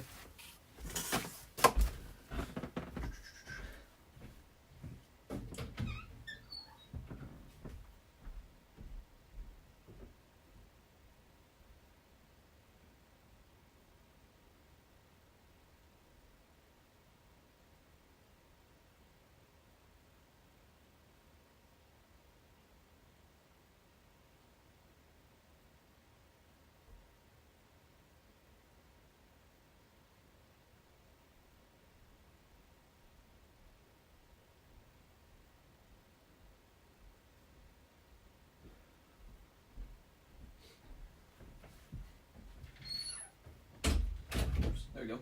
All right. No, I'm just surprised because we tried the chanterelles earlier, the yellow ones, and we were both surprised to learn they have like no flavor at all, and that was sort of disappointing. But the brown one really does have a flavor.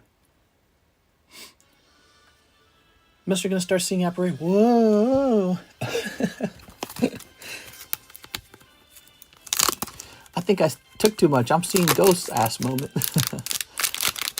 All right. Mister's going to start seeing Pokemon in real life. Those are gourmet mushrooms. And we went mushroom hunting for like an hour and a half to find those. Those are gourmet mushrooms. They are. The darker mushroom, That's like $150 a pound if you want to buy those. They're expensive actually. They're virtually impossible to see. They are so hard to see. Here we are. Tempting to go out for a third day and see if we can find like a better method to hunt for them, because we walked through some really tough foliage to actually get those mushrooms. All right, then Pokemon will be popping off the cards. No! Whoa, man, these Pokemon are so good all of a sudden. Whoa. All right. But yeah, those dark trumpets are apparently not cheap, and they can't grow them, so they have to always forage for them. And there are restaurants that'll buy those trumpets for a really high price. All right. That'd be really fun if we owned like this huge piece of property and we just became experts at foraging mushrooms in Missouri. All right, let's see. Here it is. So you gotta look for the first one that's not reverse hollow. So here it is, $120, $120. This is great. I'm a chef. Love to hear you talk about the mushrooms like that. I really enjoy cooking myself. They're pretty nice. Okay, so we're gonna say 120. Whoa, I'm so dizzy now. I tell you what was making me dizzy, being in that heat, dude. I was sweating my ass off out there. It was so freaking hot, dude. It was like 80, 85 today, right? Somewhere in that range. When the sun hits you, though, it's pretty heavy. And then the humidity is like 100. And so you're sweating, and the sweat doesn't cool you down. So it's punishing, dude. But, it was really interesting when we were hunting for those dark truffles, we noticed they grew in a pattern. So there were like these wild blueberries, and if you found a couple things, a small hill, wild blueberries, and a tree with acorns, whatever kind of tree that is, oak tree maybe? What kind of tree gets acorns? But if you found those things in a combination and a little clearing, you were going to run into them. You were going to run into the dark trumpets. And so we could almost look around and be like, there should be some over there. And we'd run over there, and there they were. All right. And the chanterelles were kind of similar to that. They were always near a tree, but not quite, not quite at the foot of the tree.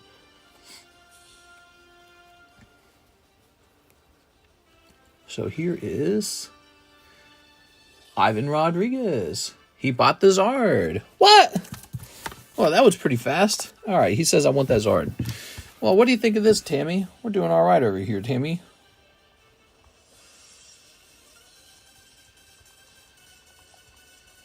Okay. So it's going to be about 88 this time. 425. Okay, 425. Okay. Here's a cool card. You don't get this card up on the table very often.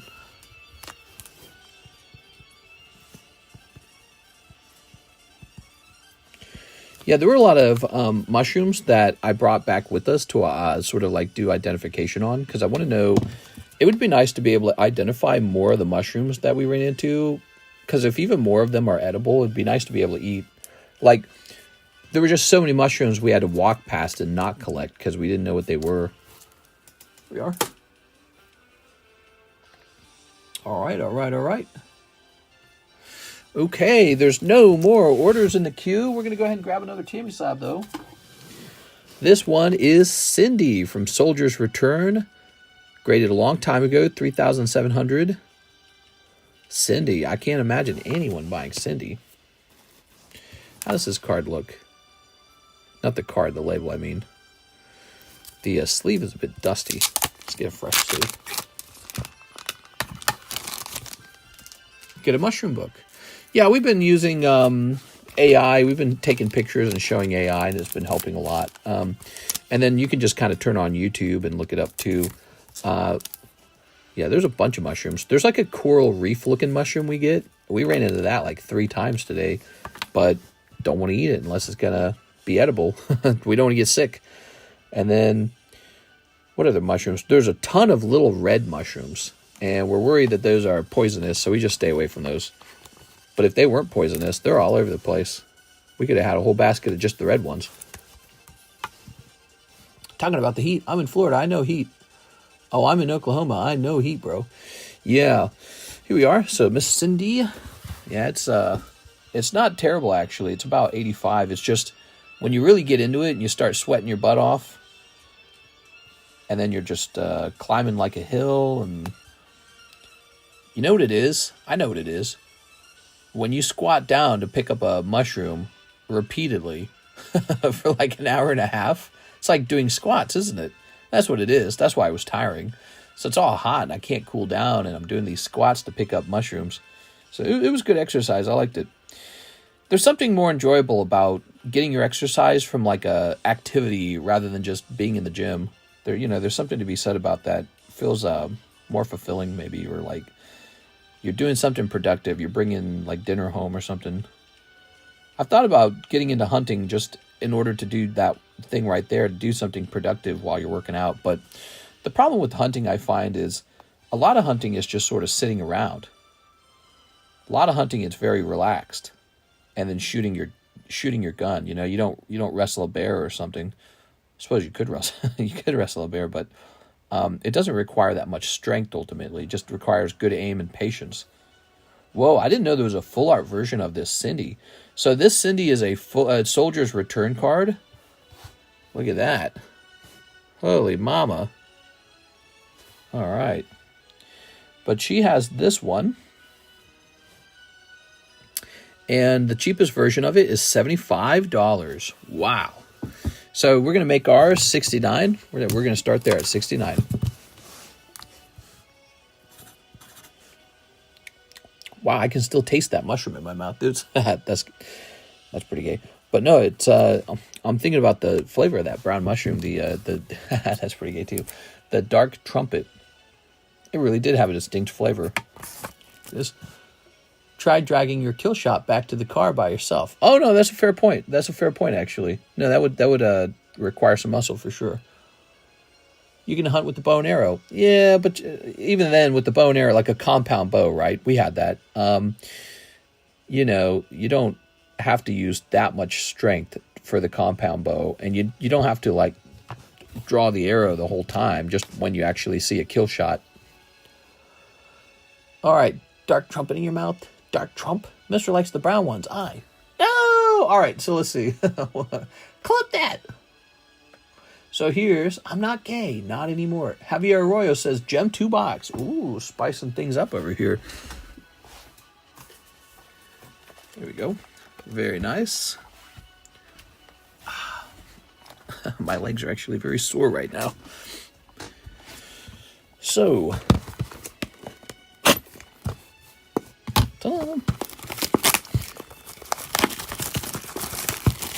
It's 91 right now, and the sun ain't even up.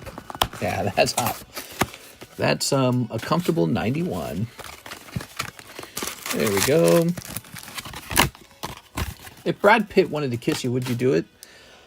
I don't know. Maybe if we were on the beach and he was just kind of pushing his way over to me, maybe I would let him kiss me. Am I gay? You might be gay. Here goes Javier Arroyo. I'm trying to remember the lines from that moment, that skit. That was a really funny moment. Snipping this. I'm not gay, but let's say we're on the beach and it's Brad Pitt and he tries to kiss me and I resist at first. All right, snipping this. Good. Ta-da. Okay, 1 AR Umbreon coming right up. We got Gultion. It's Gultion. Wrestle a bear. How you kill that? With my bare hands. What? That's so funny. Not the bare hands. Ooh. Although that would be cool, though, to wrestle a bear. Imagine if you really did. You had to wrestle a bear and win. So, like hand-to-hand combat or something, you know. Or maybe you're allowed to have a small knife. The bear's got his claws, you got a knife. And you do some bear-to-human combat. And it's real tough. And you win. Or the bear wins and eats you, by the way. But you win. And then after you win, you get to have, like, a bear carpet in your home. Would you guys have one of those those bear rugs made out of real bear? Would you do that? I would if I hand combated the bear and won. I would be like, you're my carpet now. And that's what I do. I put him right in the family room. I'd be like, see that? That's the bear that I wrestled with my bare hands and won. But, you know, if you're like a half mile away from the bear and then you shoot it with the sniper rifle, I'd be like, what am I doing? Who am I? It's like a serial killer. They'll never catch me. I'm too far away. They can't even see me. I'm in camouflage. That's like serial killer tactics. No honor brew. Ooh. I'm talking a big boy grizzly, though. Yeah, I don't know. Grizzlies are pretty big, aren't they? You got no chance against a grizzly. Maybe if you fought a grizzly, but you had full knight armor and a longsword, I don't know. Nah, that grizzly could still beat you up. But maybe that's what makes it fair. Grizzly biting knight armor. How would that go?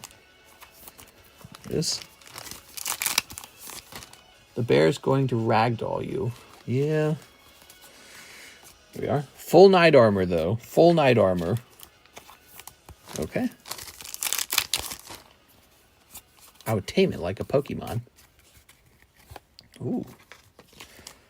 Okay. Tell that to Leonardo DiCaprio. Ooh, look at this. He said that the bear was getting too old. The bear had just turned 25. So he just dumped the bear. Easy. Okay, here's a Slivion. Just give the bear smidges. All right. Ooh. Hello. I think the bear's going to be giving you smooches before it eats you.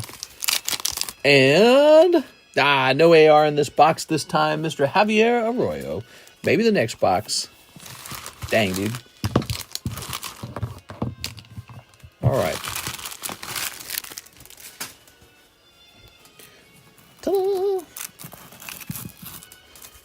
A lot of beautiful cards, though. You got a nice Lesbion. There's the Pokeball. I don't think anyone likes the Pokeball, unfortunately. Here's Leafeon. Yeah. Overall, a tough round. Karate chop on the bear. Judo chop. There was a lot of judo chops in the original James Bond films. It was obvious they didn't really understand like hand-to-hand combat. The film choreographers. They probably watched like one Bruce Lee movie and said, "All right, we're doing that." That's why the much later Daniel Craig movies are interesting because it's actual like fighting. Okay. He killed a grizzly in the movie. What? Spoilers? Hey, I was going to watch that.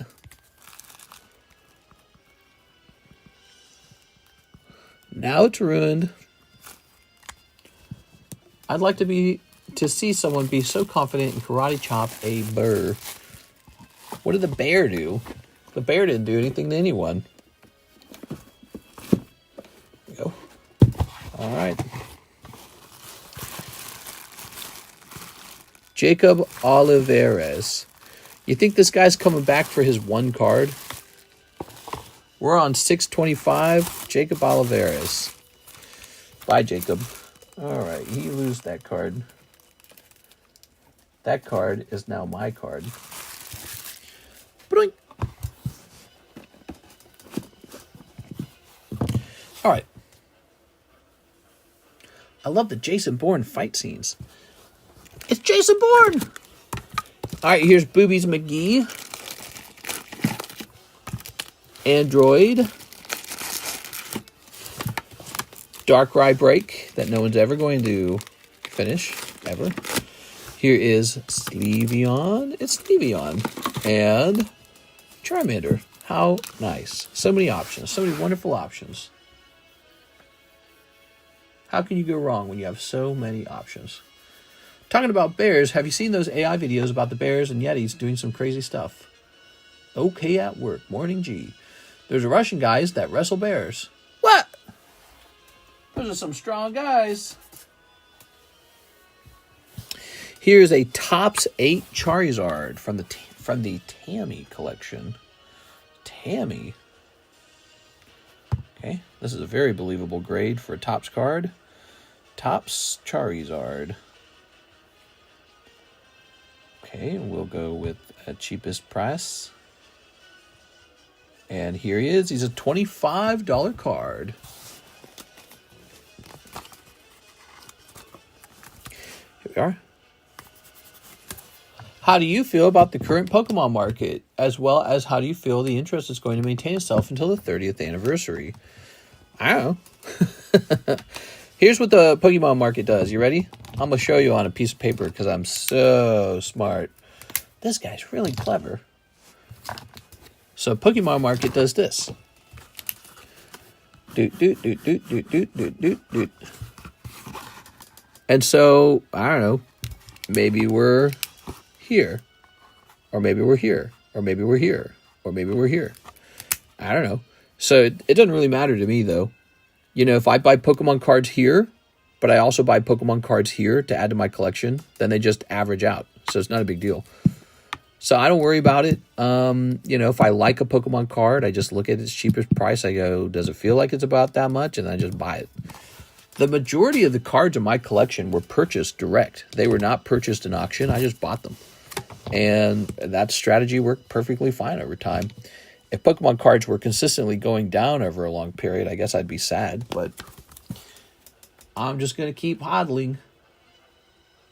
Okay, this is Tammy. Those bears and yetis and goats, she really does, Troy. They really make me... Now, what was this? This is going to be 25. Zard sold. What? I didn't even price it. You can't do this to me, Ivan. All right, let's just take a quick look. Yep, it's sold. Let's see. Let us see. Ramen. Okay. And so we're going to say Tammy. Oh, wait, I did this wrong. Hold on. Plus this number. 443. That card seems underpriced at 25. 443. I can double check if you'd like. Oh, there it is. 25. Okay. That's how it be. That's what it do.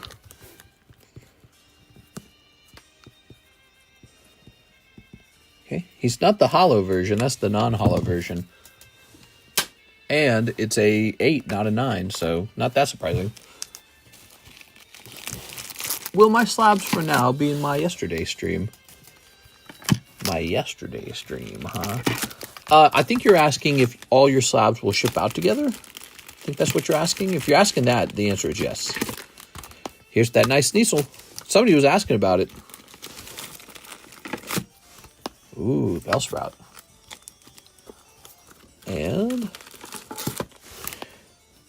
Kapoop Tops. It's Kapoop Tops. Yesterday shipping.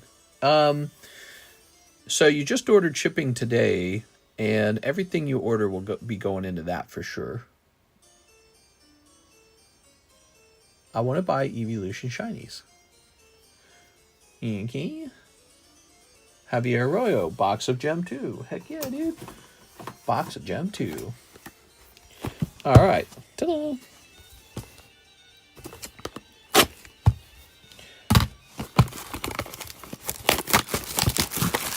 Tossing this over here.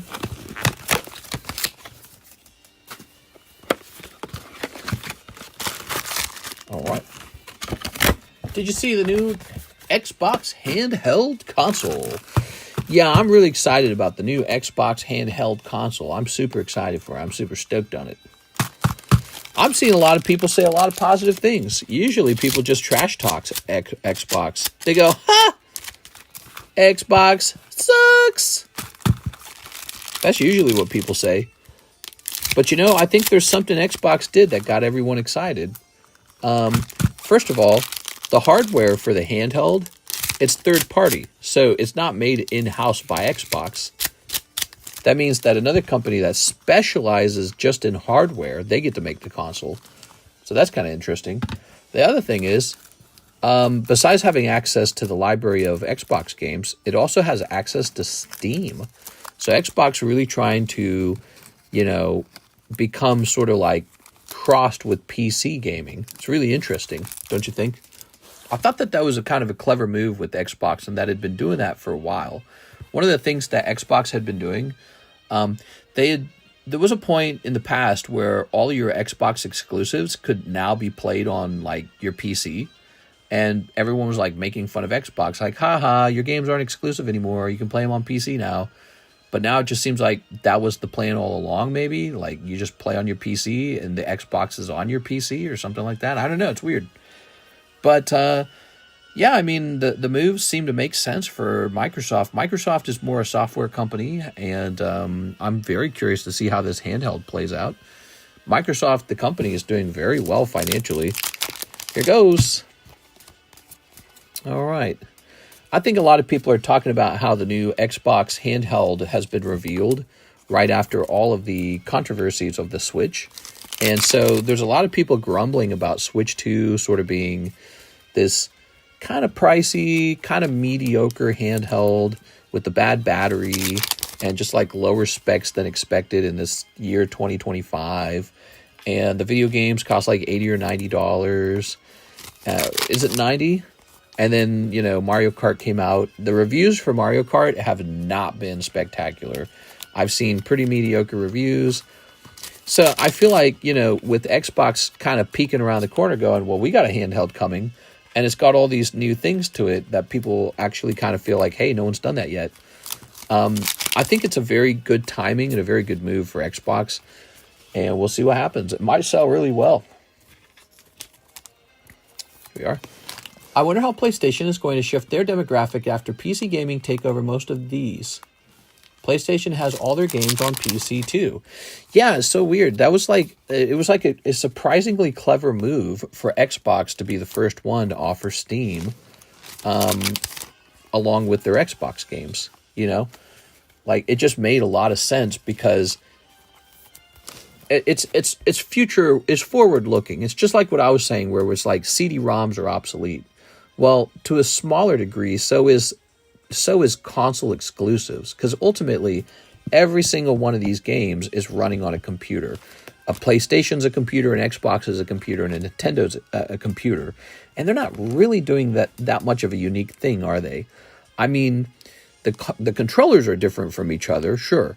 And sometimes you got like Nintendo, they make a little cheap console so that you can play with bad graphics, and that's like good for you or something. But, you're almost heading toward this convergence where it's like, what does any of it matter anymore? It's all just a computer game. And it's always been nothing more than a computer game. So it's a really fascinating way to look at it. This sort of convergence toward PC gaming, where maybe the software companies, Microsoft, PlayStation, and Nintendo, focus more on their game development. So PlayStation can still put out like the best video games, but maybe those games should be playable on the Nintendo. Maybe those games should be playable on the Xbox. Why does it matter? Just put out the best game and you still win. So maybe winning looks different. Maybe winning doesn't look like forcing people to buy your hardware. Maybe winning just means putting out the best possible game and everyone buys it on every piece of hardware they can. Like, look at Skyrim, right? Which doesn't Xbox own that now? Xbox owns Minecraft, and it owns doesn't own the studio that makes Elder Scrolls and all that. So Xbox gets that Skyrim on every platform possible. It'll put it on a calculator if it can, put it on your TI-83 if it can. So, the ability to sell that software over and over and over again on every platform, your cell phone, your TV, your headset, your PlayStation, your Nintendo, your Xbox, your old consoles, your new consoles, your tablet. Xbox's ability to do that is where the real money is. Is the real money really in hardware exclusivity? Oh, they bought an extra PlayStation hardware. Or is it really more in getting everyone to buy your game multiple times on every single piece of hardware that exists? So I think it's a clever move by Xbox. I think that that's, again, what I was saying, kind of forward thinking to try and sell your game everywhere you can. That's kind of what Sonic did, right? Like Sonic, they had the Sega Dreamcast and everyone was sad to see it go. But the Sonic brand appears to be strong. You got the Sonic movies, Sonic and Smash Brothers. They put out new Sonic games all the time. The iconic brand Sonic is very strong, I'd say. Nothing wrong with it at all right now. They're just not making a whole console for Sonic anymore. Here we are, Mr. Javier. All right, so once again, no AR, maybe in the next box. Let's do a quick review. You got your Eevee stamp, and you've got your Sylveon stamp, and your Glaceon stamp. So this round is definitely better for you than last time, because last time you had like a Pokeball stamp. So, but this time you're going to have 3 of the evolutions. Very nice. Then Nintendo wouldn't make money. Well, so you're right. I think there's still money to be made in the designing of consoles as if they're sort of like a toy, you know, like a toy. And there's innovations to be had, like in handheld gaming, in motion controls, you know, that kind of stuff. Like Guitar Hero, that was cool. Remember that? Or Dance Dance Revolution, that was cool, sort of. And so there's still like maybe like VR.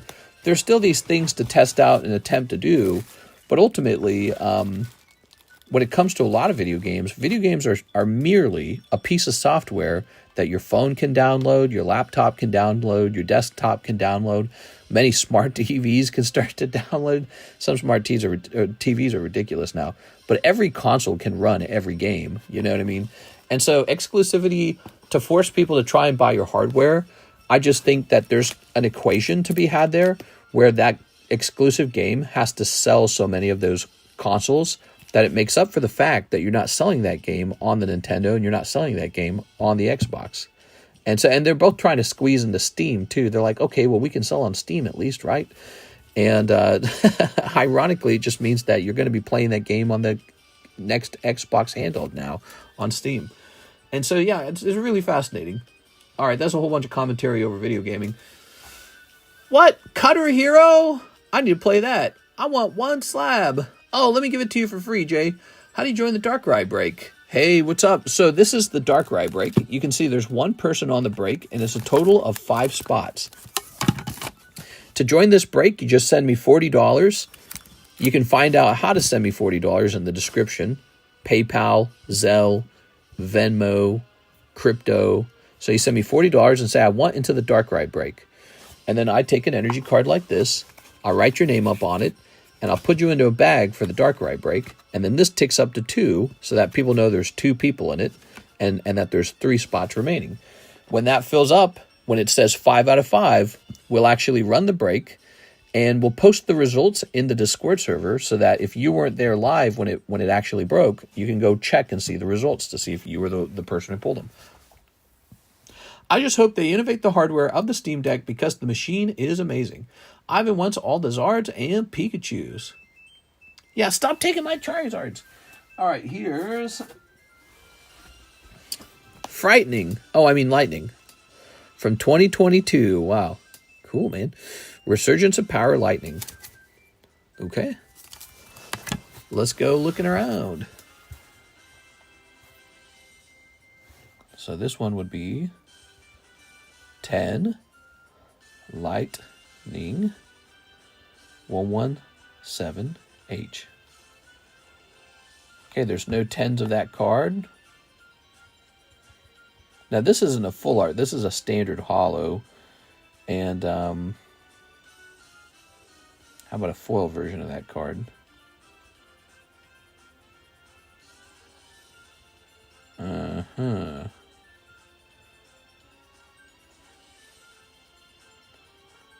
looking for an English foil version. Oh, here it is. So an English foil version of the card costs about $20. It's a good question. I don't know exactly what this should cost, Tammy, but it did grade 10, and 10s do sell for something. Let's start it around, let's say $49. All right. Ultimately, it is just a holo. There it is. Broke out all those ards. Let's hit a refresh over here. Oh, I think we have an order from Mr. Robert Wright. Okay, let's see. Robert says, can you send the store credit back? No problem, man. I'll do that right now. All right. Jumping in here. So that would be from the fossil break. Everyone who had a refund on their Slab Away pack is, of course, just able to get that sent back as a normal refund. Probably makes sense because it's you can always come back, and if you want something else, you can think about it, you know. Store credit kind of makes you feel like you gotta buy something. All right.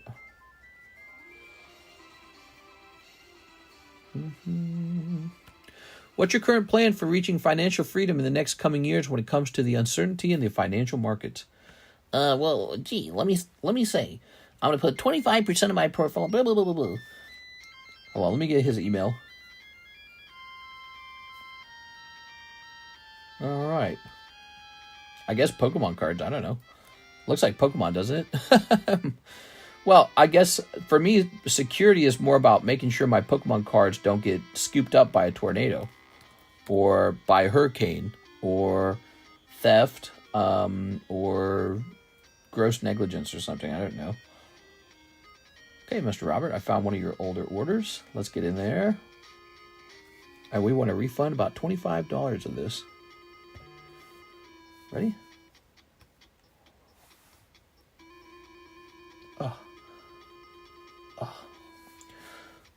Let's see. Oh, wait a second. That was only $10. Hold on. This is not what I thought it was. He's going to move to Vegas and put it all on red. Yeah, I'm going to sell all my Pokemon cards until I have every dollar out of Pokemon, right?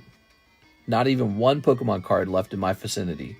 Once I have 0 Pokemon cards, I'm going to take the entire amount that they sold for, put it all on red in Vegas, and see if I can double my money. That is my retirement plan. Oh, here it is. All right. Got it. Okay, we're going to issue a refund on this one. There we go. And we'll hit issue refund. All right, you got it, Mr. Robert. Thank you so much, man. All right. Whew. Tonight's a Monday night. We had a daytime stream already. Okay, we're going to jump over here. I feel like we'd be much busier if we already had the black and white set. It's really disappointing we don't have it because it's the Monday after of its release. So I would have really liked it to arrive on Monday. But I did get an update on the tracking for that set finally. And I will say this. It says it's arriving on Wednesday. Wednesday, black and white will arrive for us, everybody. We could host a break on that if you guys wish. I don't even know what to price it at, to be honest. But I should figure that part out too. Wow, I can see the PayPal fees. They're so harsh, dude. PayPal really does take a lot of money. So, like, you know, Ivan bought that Charizard. The PayPal fee was almost $4 for that. Crazy. It's actually, let me see this. Okay. Yeah, that's crazy.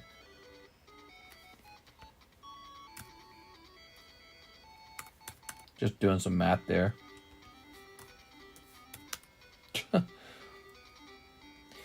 The profit margin for me, the seller, is so slim that it almost doesn't make sense to do commission sales because the commission sales compete with normal sales and there's a better margin just selling your own slabs. You know, that's the problem. But I don't know. I like helping you guys, and sometimes you go on to spend that money as store credit too. And so it just kind of keeps everything running in a big circle. Maybe it's like there's sort of like multiple benefits to it. Like, for example, it's fun just seeing a lot of new slabs come up onto the table for sale. You know, that's fun. And it's fun having more options for high quality slabs. And then it's also nice to sort of help people out who have been, you know, real busy on this channel for a while too, just help them get some cards sold. But man, it's surprising how much PayPal takes. I don't know why PayPal takes so much. I wish PayPal didn't take so much. I wish everything was Zelle, dude. Zelle's amazing. No fees on Zelle, guys. PayPal's fees are so outrageously high. Just kind of makes you go, Jesus. I'm a sucker for using it. Minwoo. I recognize this card. This is mine. Tammy, you can't give me the Minwoo back. You got to keep it forever. All right, no promises on the price on this Minwoo. Tammy, I know for a fact this Minwoo is hard to sell. So what do y'all think of the LA riots are a distraction for? My guess is something extraterrestrial. What? There it is. So we've got Minwoo 171H. All right. So, Minwoo. What's he from? He's from Opus 1. Okay, Minwoo from Opus 1. It looks like he's about $10 for a ungraded Holo 10. Tammy, I almost feel like you're better off. Yeah, I don't know. Tammy, I don't know what to price this at. This is kind of this one's a hard sell. Make it free at this point. Okay, so you agree this one's a hard sell. So let's make it 17. Okay. We could spend $5 upgrading it to the new Gem 10, but I don't know if that would actually lose you money to spend money on the upgrade. You know, why would we want to do the upgrade? Why not change the label to the 10? I don't know. I don't know if it would actually help it sell. Minwoo. He's from Opus 1. I'll say that. He's from Opus 1. Oh, Tammy, these are all my slabs. I recognize, like, most of these. So funny. They just come back to the table. So this is going to say PSA 9, SM242. You think you can trick me, Tammy? You think that's what this is? Let's see. We're doing pretty good for you, huh, Tammy? Look at this. 443. That's not bad. All right, so this card is going to be about $30. This is one of the fastest and easiest way to kind of get rid of some of your slabs.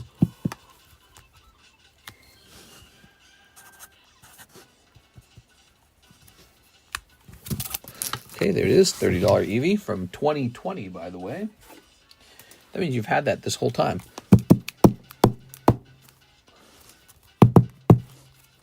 Okay, that is a Poker Dragonite, TCC graded.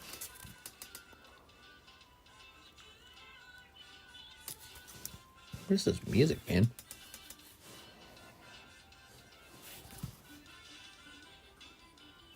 What am I listening to? I don't know what I'm listening to. Can you read my message on Discord? Let's see. Your message on Discord. My name is da-da-da-da-da. Oh, here it is. Let's see. You tell me about the Karuta Pokemons. And then you say... Oh, you're talking about the eBays? Yeah, so I've got a guy who's currently doing it for me, and he's doing it for like $3 per card. That's what we agreed to. $3 per card. It's not a terribly large amount of work, right? If you've ever done eBay. And I provide the picture, and then you just take the picture and upload it. So your job is to sort of like get a nice title, get the correct price is probably a big one. So you need to price it, you know, like a penny beneath the cheapest buy now or some crap like that, right? And it's a little harder to do that when you're the only one selling. So you have to have sort of like, you have to have a knowledge of how cards are priced. So that's probably the biggest part of the job, is just having a knowledge of how cards are priced. And then it's just free shipping, so you don't worry about the shipping. And so it's not too hard to do. Fun thing is, if you sit in this stream all day long anyways, you could be sitting there doing some listings from time to time if I put something up as a listing and making $3. That all kinds of it all kind of adds up over time. Oops. By the way, I had a guy reach out today, and he told me he regraded 3 of my Cardconomist 10s, and he said all 3 of them turned into PSA 10s. But that's kind of a sad story too, because it means that now there are 3 fewer Cardconomist 10s in the world. Sad. So here is that Dragonite, $180. $180. He is a 10, $180. Well, let's make ours 160. We'll start there. How about that? All right. I'm not guaranteeing that these will all turn into 10s like that, but it's good to hear that. Oh my gosh, the Eevee. Okay, what time is it? 4:51. Boy, the time really does fly, guys. Here's Kirlia. Ooh, Kirlia. It's a nice card. I always wondered if John ever mistakenly, like this says 10, right? Let's say I told him that this should grade 9, and then he does a typo where he forgets to update this 10 into a 9 because it was 10 from the previous label. So I always wondered how many times because he probably did do that once in a while, you know. That's just human to err that way. But I wonder how many times it happened.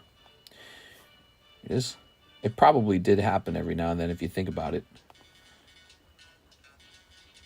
This is why I wanted to create a new system where before the card is encapsulated, there's a picture of the grade to ensure that after the card is encapsulated, you can compare it to the picture and see that they match. So we should have done it that way the whole time to make sure there were 0 mistakes on the grade. Okay, not the grade, but the label. Make sure there's 0 mistakes on the label. So this card is $48. $48 as a PSA 10. Okay, so let's make ours $44. Let's make ours $43. Good. Turns out some of the random boxes I picked, I have a nice mix of Evo Skies. Turns out I remember this card. Celeste is breaking my heart here, Tammy. All right, guys, Celeste going up here. Very nice. Let's see. I bet you none of these are for sale. This is Crystal Dominion. Somebody got a super cool Crystal Dominion. What is this music? Ashley's song, Super Smash Brothers. Mike's song. Nah, dude, I'm getting out of here. Hell no, dude.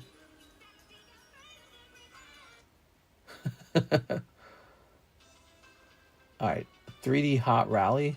I don't know what that is. PSA 10, Celeste.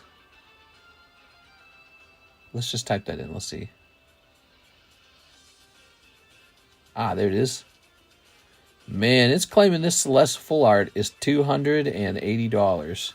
So here it is, Celeste. $275. That's what it's claiming.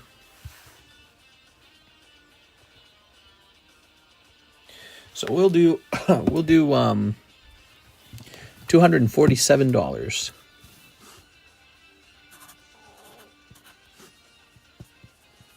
Tammy, I don't know if that one will sell. All right. Okay. Sephiroth from Soldier's Return. Damn, Tammy kicked the rest of my cards to the back of the line. No, you're not at the back of the line. You're not at the back of the line. Don't worry about it. Don't worry about it. We get all of them. Damn it, Tammy. Maybe next time I'll do 1, 2, 1, 2, 1, 2 like that. And the thing is, we're so close to all of Tammy's slabs being done. I just want to get the rest of these priced up and feel like I finished it. So this is going to say PSA 10 Sephiroth. Damn it, Tammy. Oops, I typed in the wrong thing. And there he is. Okay, so only the full art version is for sale. It's for sale for $100, the full art is. So again, there's the full art version. $100 for the full art. So that this is not the full art. Full art. That would imply that we have the cheaper version. All right. Maybe we go with one. Maybe we go with $48.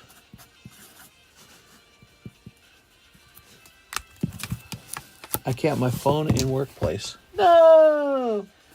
All right, Tammy. Last one. Riku. Tammy really said, sell all these yucky TCC slabs. I can't stand the sight of them. It is. 6 didn't appear today. Maybe she got another boyfriend. It is. Why would she do that to us? We're her boyfriend. Riku. She got a boyfriend and disappeared for a while. I was pissed. Okay. That's Japanese. That's Japanese. How about English?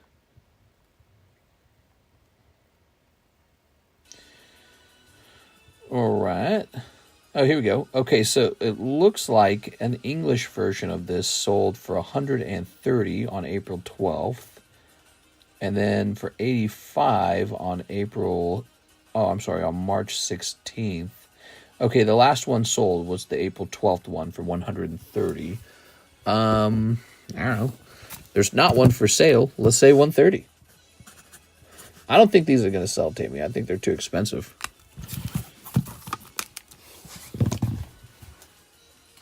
Those are the Tammy slabs done. Whew. She popped in earlier, A. Perez. Oh, she did?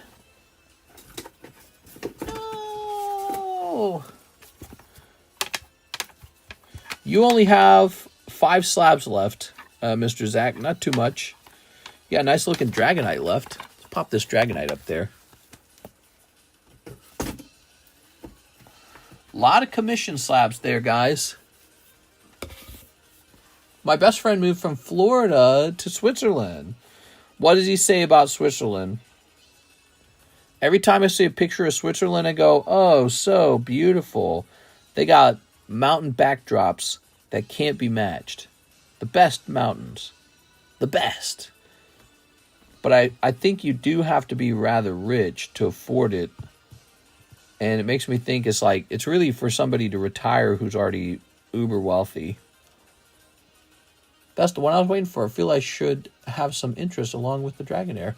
I think it should too. You know, the problem is I'm not seeing it for sale, in fact. I see the other version of him for sale. This is the movie edition. Let's see. Sort by ended recently.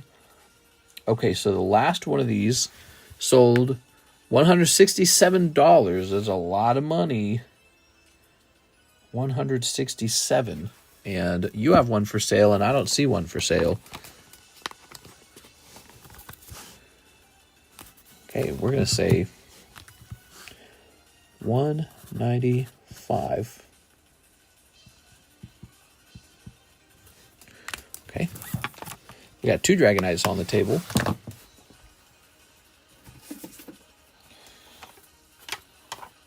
Let's see. Here's a Dragonair. Okay.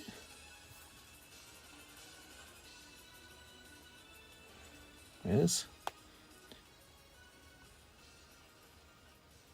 Dragon. What do you guys think about the rumors that Elon Musk is on ketamine? You guys think that rumor is true?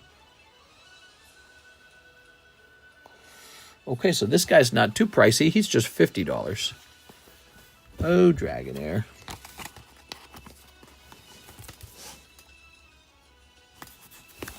Okay. Do you have the Dratini, too? I do. However, the problem with the Dratini is he's a 9. Ooh. Wouldn't that be perfect if he was a 10?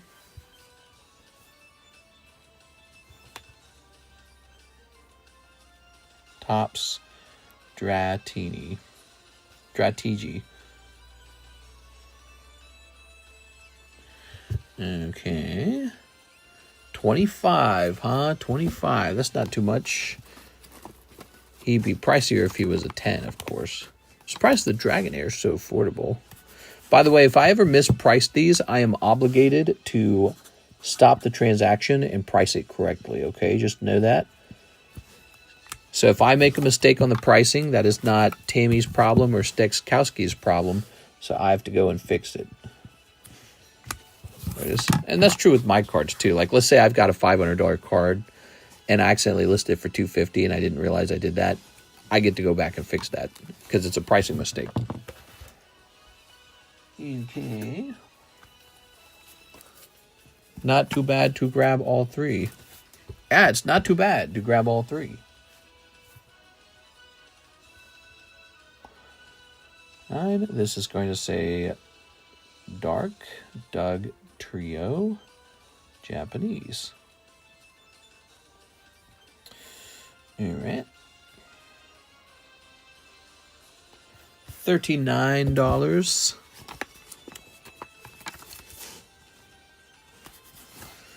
Vintage Doug Trio.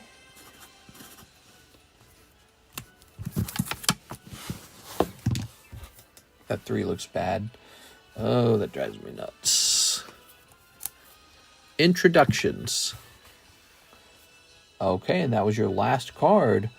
I've got all the commission cards priced now, everybody.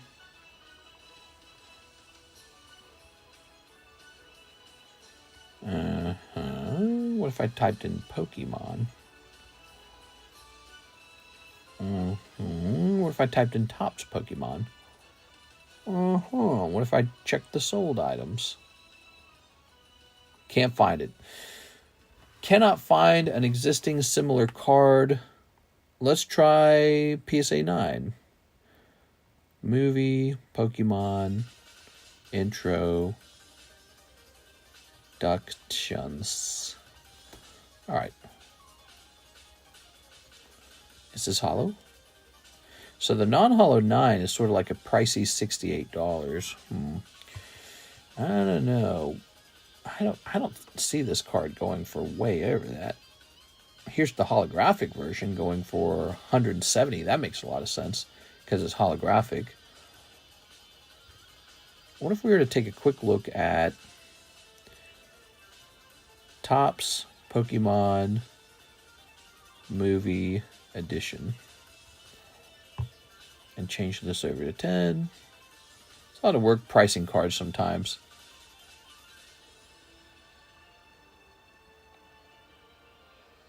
I think I'd like to price this around $110. Let's make it $149. Leave it there. It is, after all, a 10, and we can lower it.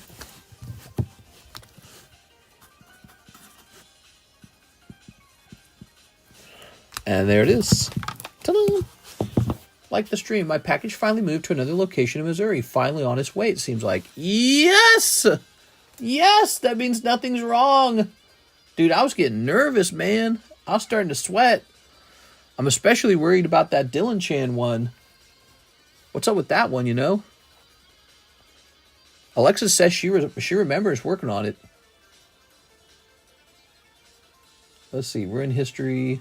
Yeah, that one scared me, man. Let's scroll down here. Come on, dude. Don't freeze.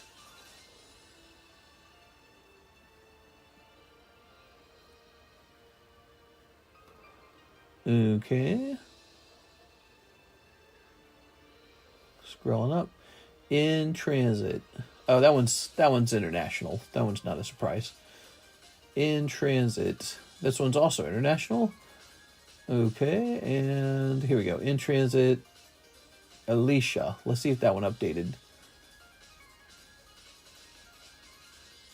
Oh yeah, totally updated. Wow, why'd they take so long? Dude, it took them 9 days to get it from... It took them 9 days to get it from Lake of the Ozarks to St. Louis. No wonder we're getting the Pokemon Black and White so slowly. They're taking for effing ever, dude. The F? Well, actually, it's not USPS delivering it, though. All right, how about these? What are these? Here's 6. Yeah, it's updated. Dude, they really did just take their sweet ass time, didn't they? Man, that's not right. That makes me angry.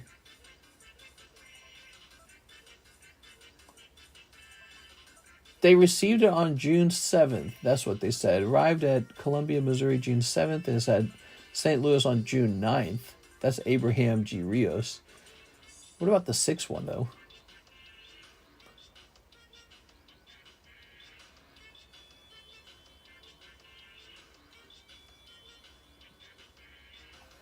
It says it was accepted on June 9th, 9 days later.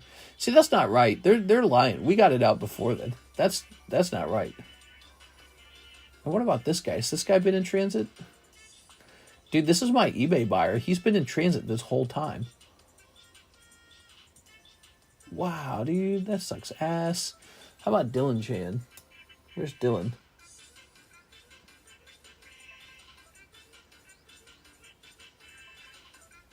Where's the Dylan Chan order?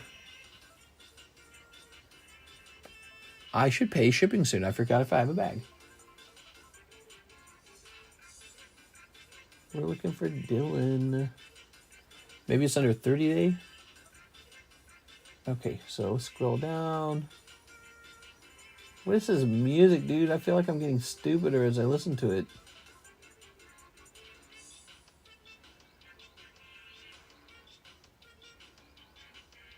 Oh man, where is it? Let's look it up. Chan. It's insane seeing how much mail with Pokemon is stolen these days. Alright, here's Dylan. Well, we have proof that these aren't being stolen. They're just taking forever.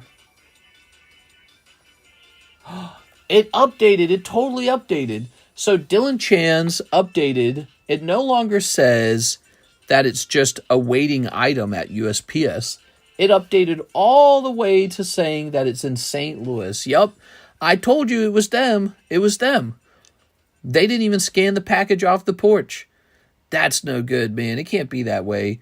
Because it looked an awful lot like the package was lost inside of my home somewhere, as if USPS had never received it at all, or like it got stolen or something. That's not true. They're just not scanning the freaking boxes. Man, that's a nerve wreck. We worked so hard to make sure it all works and make sure everything's safe and secure. Here's Slowpoke. I don't like that one bit. That makes me pretty angry. Here's Machop.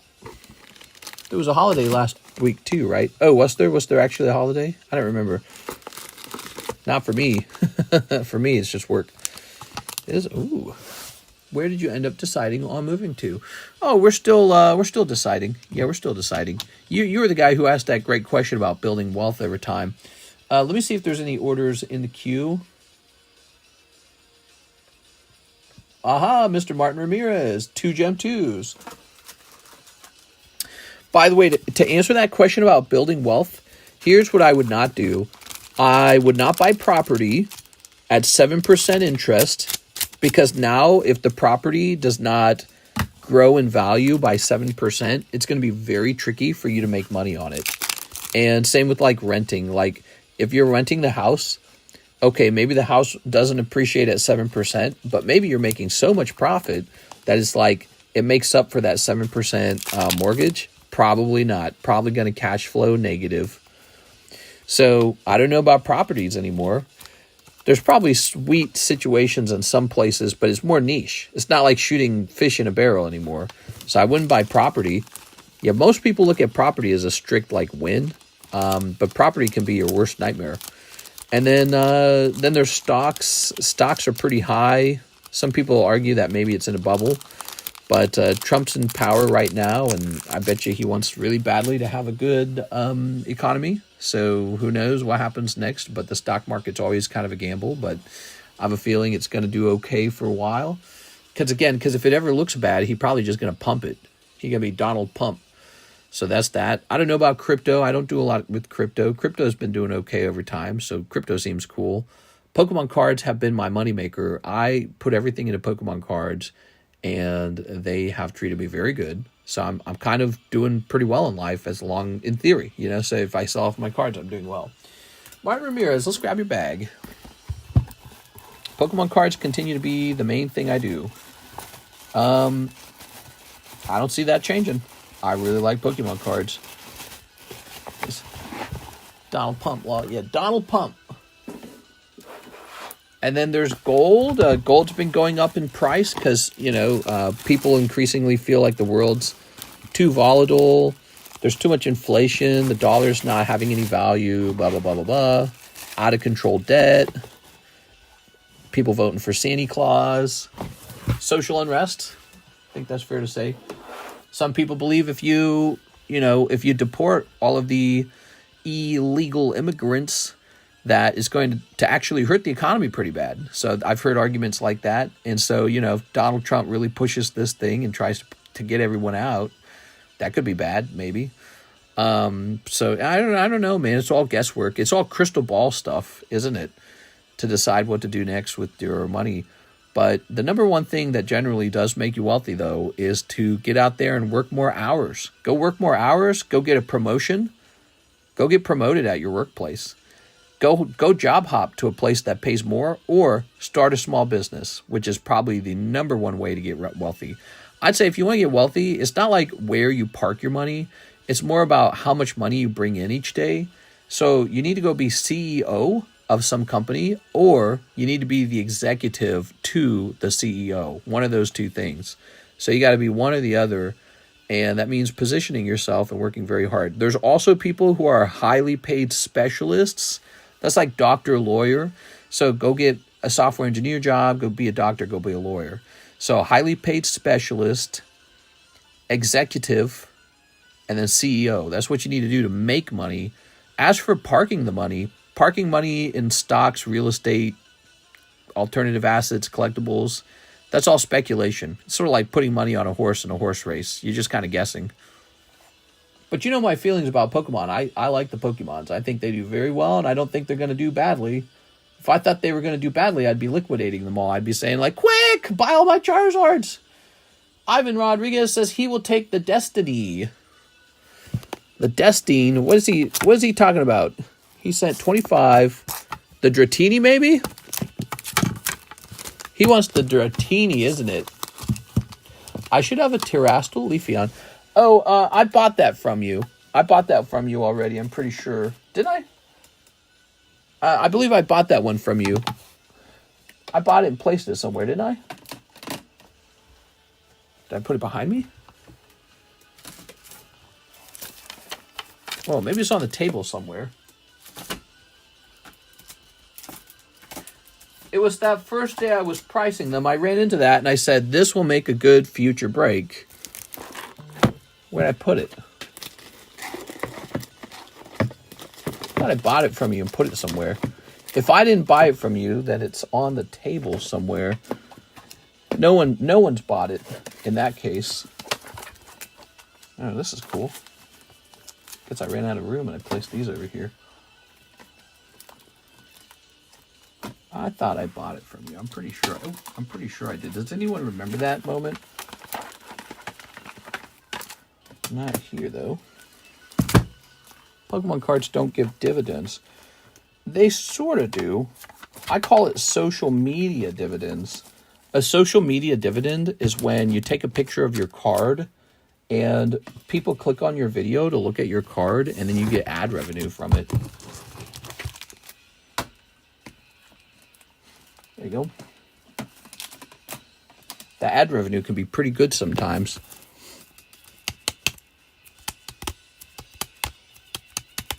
You said it to your left and said you would come back to it. That sounds right.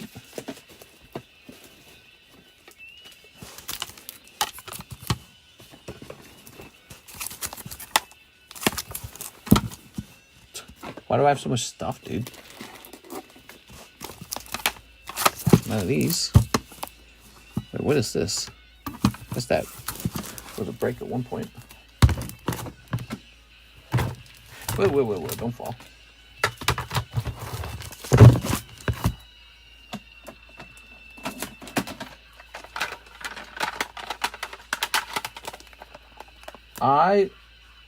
I will not forget that we are looking for that. But I think I need to move on to this guy's order. Let's see. Is it in here? What I need to do, I need to start taking the slabs I have over here and I need to start putting them away. I got too many slabs out right now. These need to go back into my box. Dark Wheezing. I have a spot over here where I put slabs I'd like to run a break on one day. But usually if I want to run a break on a slab, I actually just buy it from you. So I imagine I bought it. How much? Oh, no, I wouldn't even remember. You say I never bought it from you. Is that what you're saying? Yeah, I guess we would need to confirm that, huh? That if I bought it from you, we'd need to see that. If I didn't buy it from you, here's Zach. 32, 72, 105, 118. Nah, it doesn't look like I bought it from you. I don't remember the value on it. You did not buy it, says Pokey Drew. Okay, so it's not purchased.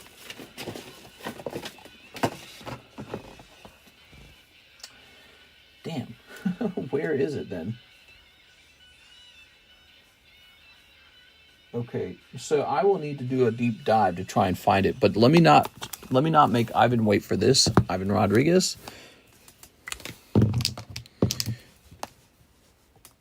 That's crazy. I think you intended to, but didn't put it on the credit. Maybe I can just do that and not worry about it. Okay. There it is. Let's go ahead and get you paid out on this one, Mr. Ivan. Mr. Zach, I mean.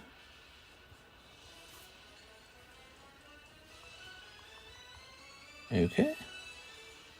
Is that 336? Okay, 354.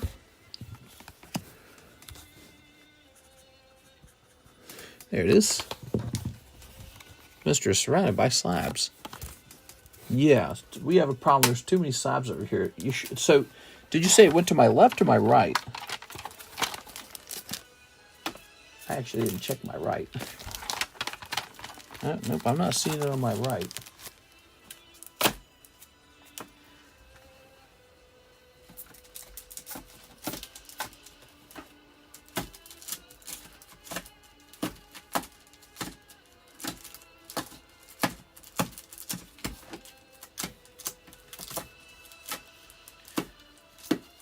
We had that dang fossil break and I moved a bunch of stuff.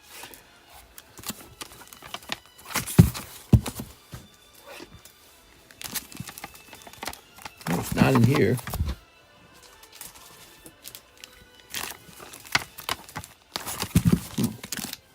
So you saw me move it to the left. Well, I know it's on the left. The left has some stacks of slabs here.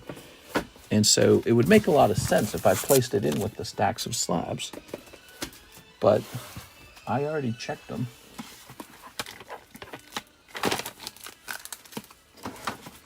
Let's do this stack right here, shall we?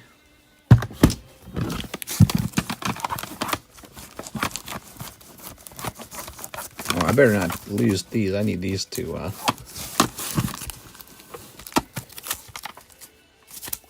Oh, I bought this one. This one's mine. These two are going to get updated to have QR codes on them.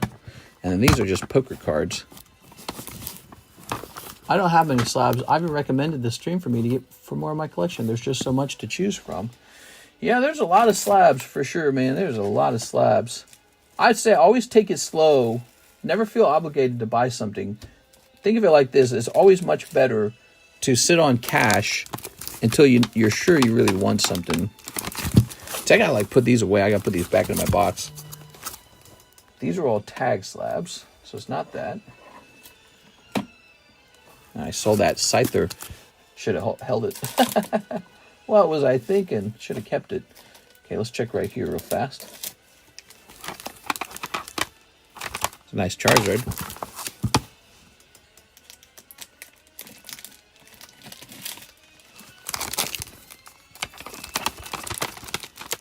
Two Charizards. That's where it would be. That pile I just showed you, that's where it would be. But let's check this pile as well. That's the embryons. Yeah, it's definitely not in this pile.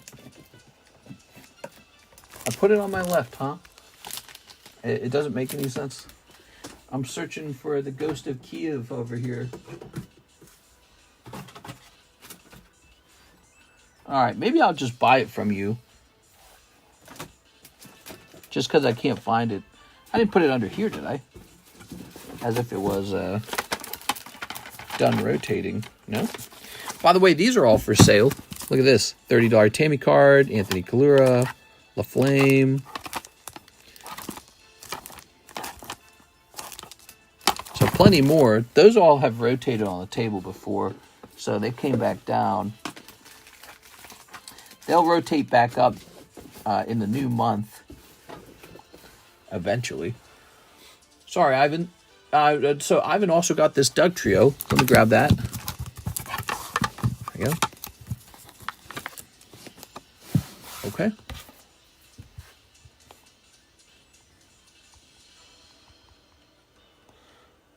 Okay, we're going to say this is about 29 this time. 29 plus 354, 383.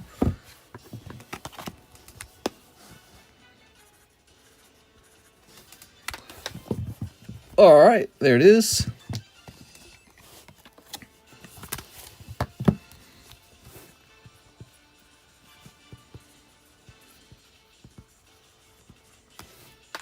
Good. Did you see the shooting in Las Vegas? Yeah, I heard about that. He turned himself in. Good for him. What else is he going to do? He killed people. He killed someone, did he? What an idiot, dude. People who act like that, that make me think of the people I run into on the road. Actually, I was driving to the state park today, which we live right next to. I was driving to the Hahatonka State Park, and this guy, it's two lanes, head-on traffic, and this guy is mad at me that I'm not driving like 20 miles over the speed limit on a thin, windy road. And so he cuts into the other lane and just barely manages to get ahead of me before another car smashes head-on into him. What was he thinking? All because he wanted to get a little bit ahead of me and go a little bit faster. What is wrong with people? It's crazy, dude. You can cause a head-on collision just so you can go slightly faster than before. Just slightly. Like, bro, just slow down. You're going to get there a little slower and it's not going to matter.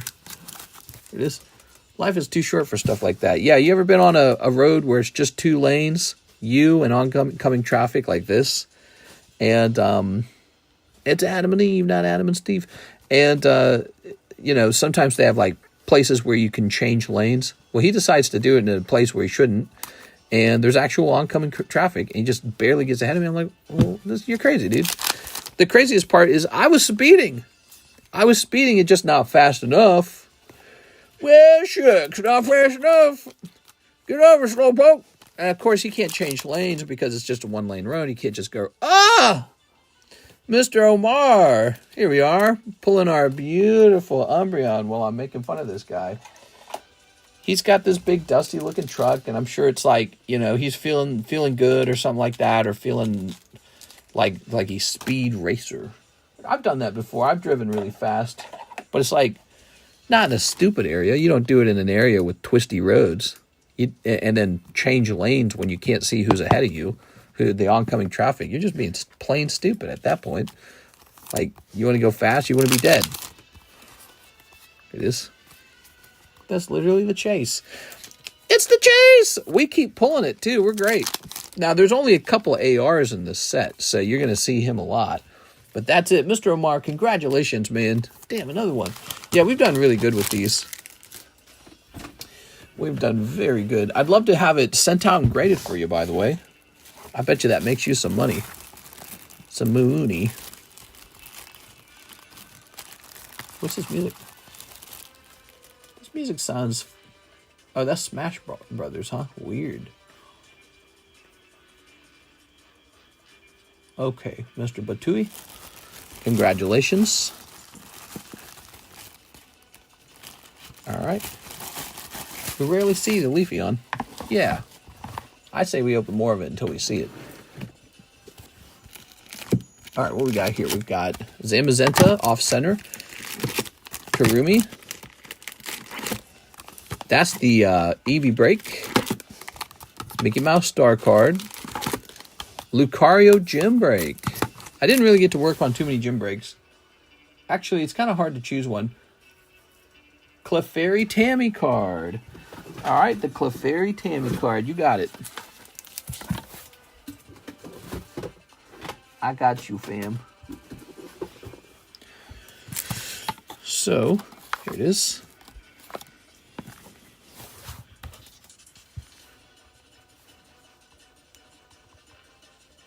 So that's about 22. 465.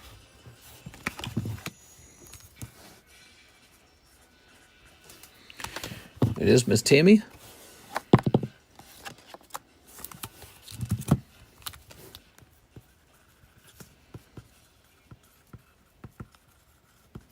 There it is. When will you do the grading? When will I send out the PSA submission? Very soon. I should have sent it out on Sunday, but we had the fossil box break instead, which started very early.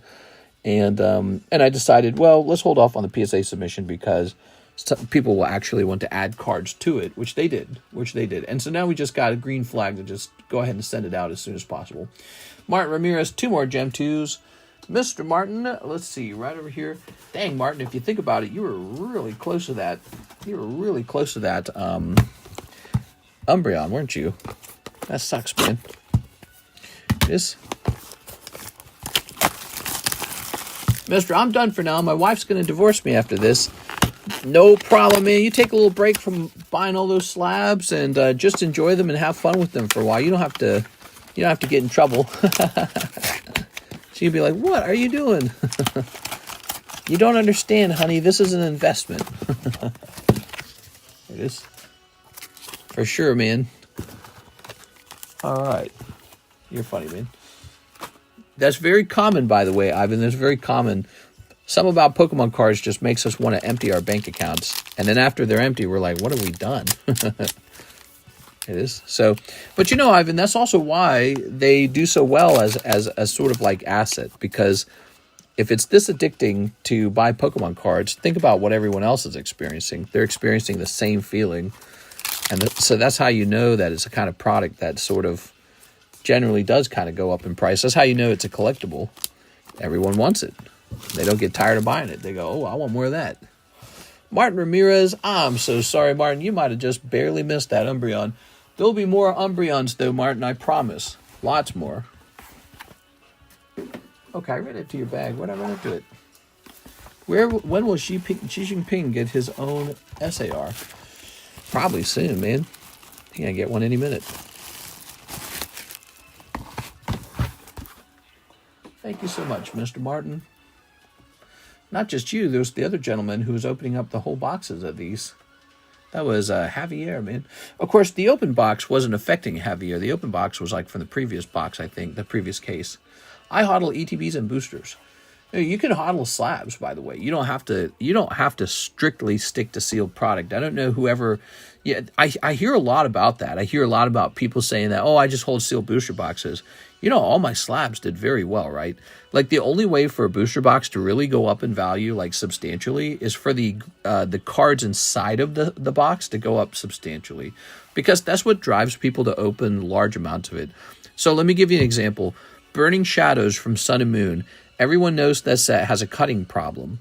As a result, the growth of the value of that booster box was really stunted because everyone pretty much skips that set. They don't want to open it because they're just throwing their money away. But then you have Evolving Skies, and it's just chock full of cards that everyone wishes they had. And so that one goes up in price because they open those packs, they chase after the big cards, they grade them, they collect them. So the more desirable and collectible the cards inside are, the more the box goes up. So if you just pick out a good card that's nice and collectible, the price of the card will go up and the price of the box will go up subsequently as well. And so, yes, you don't have to just collect boxes. Nobody does. These cards go up. And if they didn't, neither would your box. That's how it is. So feel confident to pick out a really nice slab sometimes. And there are people who could do nothing but collect singles and slabs, and they'd be fine. They'd be fine. But, you know, you got like Rudy from Alpha Investments, and he gets his booster boxes probably direct from distribution. That guy, you know, he adds a pallet or two of cards to his home or wherever he's putting them. And so he makes you feel like you have to get cases, you have to get booster boxes. That's not true. That's not true. The demand comes from the cards themselves. That drives the demand. This drives the demand. So that's where the demand for the booster box actually comes from. All right, so I hope that's fun. With that argument, why are some of the black and white booster boxes so expensive when no card is expensive? Well, they're not that cheap either. If you look at actual PSA 10s of those black and white cards, they're not that cheap at all. So I would argue that if you took like a holistic look at all the cards in the box, I'm talking about the commons, the reverse holos, the holos, it actually all adds up. And those slowly do go up in price over time, right? Like those reverse holos, they go from 60 to 80 to 100 to 140 to 300 over time. And so, yeah, I mean, the box's price will creep up, but the truth is, so did the cards. The card prices crept up too. Sometimes you don't even have a way to measure how the box is creeping up because the best pulls aren't even on the market for some of those sets because they're so unusually rare. So how do you even know what the card prices are because you never see them? So all the box prices are creeping up at the same time, okay? But a box like Evolving Skies shoots past, there's this big price gap. It shoots past all the other boxes, and a big price gap forms between the price of Evolving Skies and the price of, let's say, Fusion Strike. What happened? Where's that price gap coming from? Is because the demand is for the cards, and they're very high in that particular set. People want the PSA 10 Moonbryon. So invest confidently in the card itself. The Moonbryon went from $800 to $2,400, and it's in the process of acquiring those Umbreons. There's a lot of cards you might have acquired, and they've all gone up too, like the Rayquaza and all these other things. But yeah, so it's a combination. It's not like one thing. It's not like you have to buy booster boxes and the slabs are irrelevant, especially these old vintage slabs too. Some of these slabs are extremely rare, more rare than the booster boxes, it feels. But it's all good is what I'm trying to tell people. And if you think you're being terribly clever because you've got only boxes, I can go through my collection and show you cards that have just exploded in value, like to unbelievable amounts. Like Tammy was, she was just showing off, not showing off, but she had this card and she just got it like a little while ago, this Absol. And there's one on the market and it's 2,500. And I think she must have gotten it for 300. She got it from me for 300. And the last sold now says 1,000. Well, that's times 3. And it's just a promo. You know what I'm saying? So you have to think about the whole market and how some cards actually dramatically shoot up in price. And your best change in price doesn't strictly come from booster boxes. The best change in price just comes from whatever people are demanding the most. Sometimes it's Van Gogh Pikachu. Sometimes what people are demanding the most is Crown Umbreon. Sometimes what people are demanding the most is a box of Evolving Skies. You just don't know. But if you restrict it to only sealed product because you think that that's much more clever, you could be stuck holding on to a box of like Vivid Voltage, for example, which really didn't change in price very much over time. It's still a sealed product. That doesn't mean it was a good investment. Well, I got like my pinky's like cracked. I wonder why that did happen. All right, anyways. Sabrina's Gengar went up 400% since last year. Did you see Rhyme Styles revealed his $1 million Pokemon collection? That doesn't surprise me. All right, hold on. One more thing. Ivan Rodriguez says, clicking on this, Eevee Slab. Oh, the Eevee Slab. I know what you're talking about. All right. It's in here somewhere. Who's Rhyme Styles? I don't know who he is.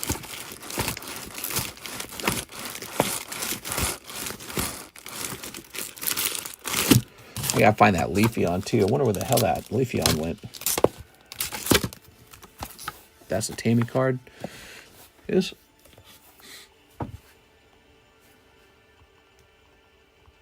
All right.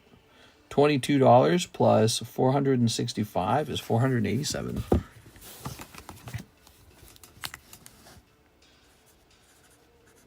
There it is. Is your dream to become Dubsy? I don't know who Dubsy is either. Does he have a lot of Pokemon cards? My only dream is to be myself. Yes. All right, very nice. Joshua Ramos over here says, 3 Japanese Crimson Haze. I'm all done taking orders, guys. I'm all done. We're ready to wrap up, but we'll take care of you, Mr. Joshua. Here you go. Joshua Ramos. Mr. Already living the dream. Yeah. Rhyme Styles is a YouTube and streamer guy. Oh, okay. So and he has $1 million Pokemon card collection. That's pretty cool, man. I like to hear that kind of stuff. That's what's crazy about the card collecting hobby, guys. You know, you notice your card's gone from like 300 to 600. And you're like, why? How could anyone possibly afford this? But then you gotta remember, there's like whole classes of very wealthy people with just millions and millions of dollars. And they go, oh, I'll take that collectible over there, you know, and they drive that market up. Here's Joshua. And so, you know, how long will that last and where will it go from here? I think it just gets crazier and crazier over time. I really do. I could be wrong. It's possible for me to be wrong, but I really feel like there's just so many young people who grew up playing the Pokemon card games and they're getting older or the years are going by and they're able to start collecting now and they're in their jobs or maybe they're having success and they're going, yeah, let's get some freaking Pokemon cards going. Pokemon really brings out the child in me. I feel like a kid, even though I'm retired, a 57-year-old man. Sure. I mean, yeah, it's not just Pokemon. There's a whole broad variety of things. Like, there's Star Wars collectibles as well. There's all the sports. There's, you know, there's Magic the Gathering's a little bit older than Pokemon. That's another good example. There's Dragon Ball. There's all this kind of stuff out there. And Marvel, vintage Mario. Did you see vintage Mario? Here it is. Boop. This guy right here. From 1989, by the way. This is from 1989. And so, yeah, there's all kinds of stuff. And I think collecting is kind of a sign of a society that's sort of made it. You know, like we're so wealthy that now we go and just collect pretty pictures and get the ones that look really good. So that's a sign of wealth and prosperity. It's a great thing. And if the human race continues to advance, it should just get more severe over time, don't you think? Should just get more severe. All right, the cost of things should go straight up if we're experiencing more and more prosperity, in particular in the field of collectibles.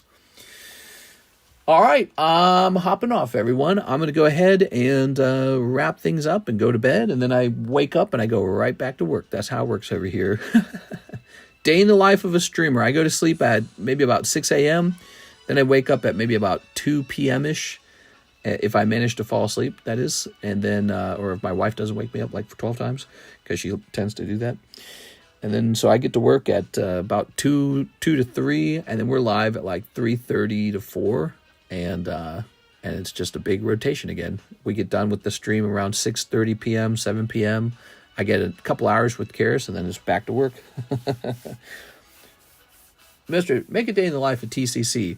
You would be surprised. The life of day in the life of TCC is very boring. It's quite literally just do cards all day long, just all day. Just that's it, nothing else.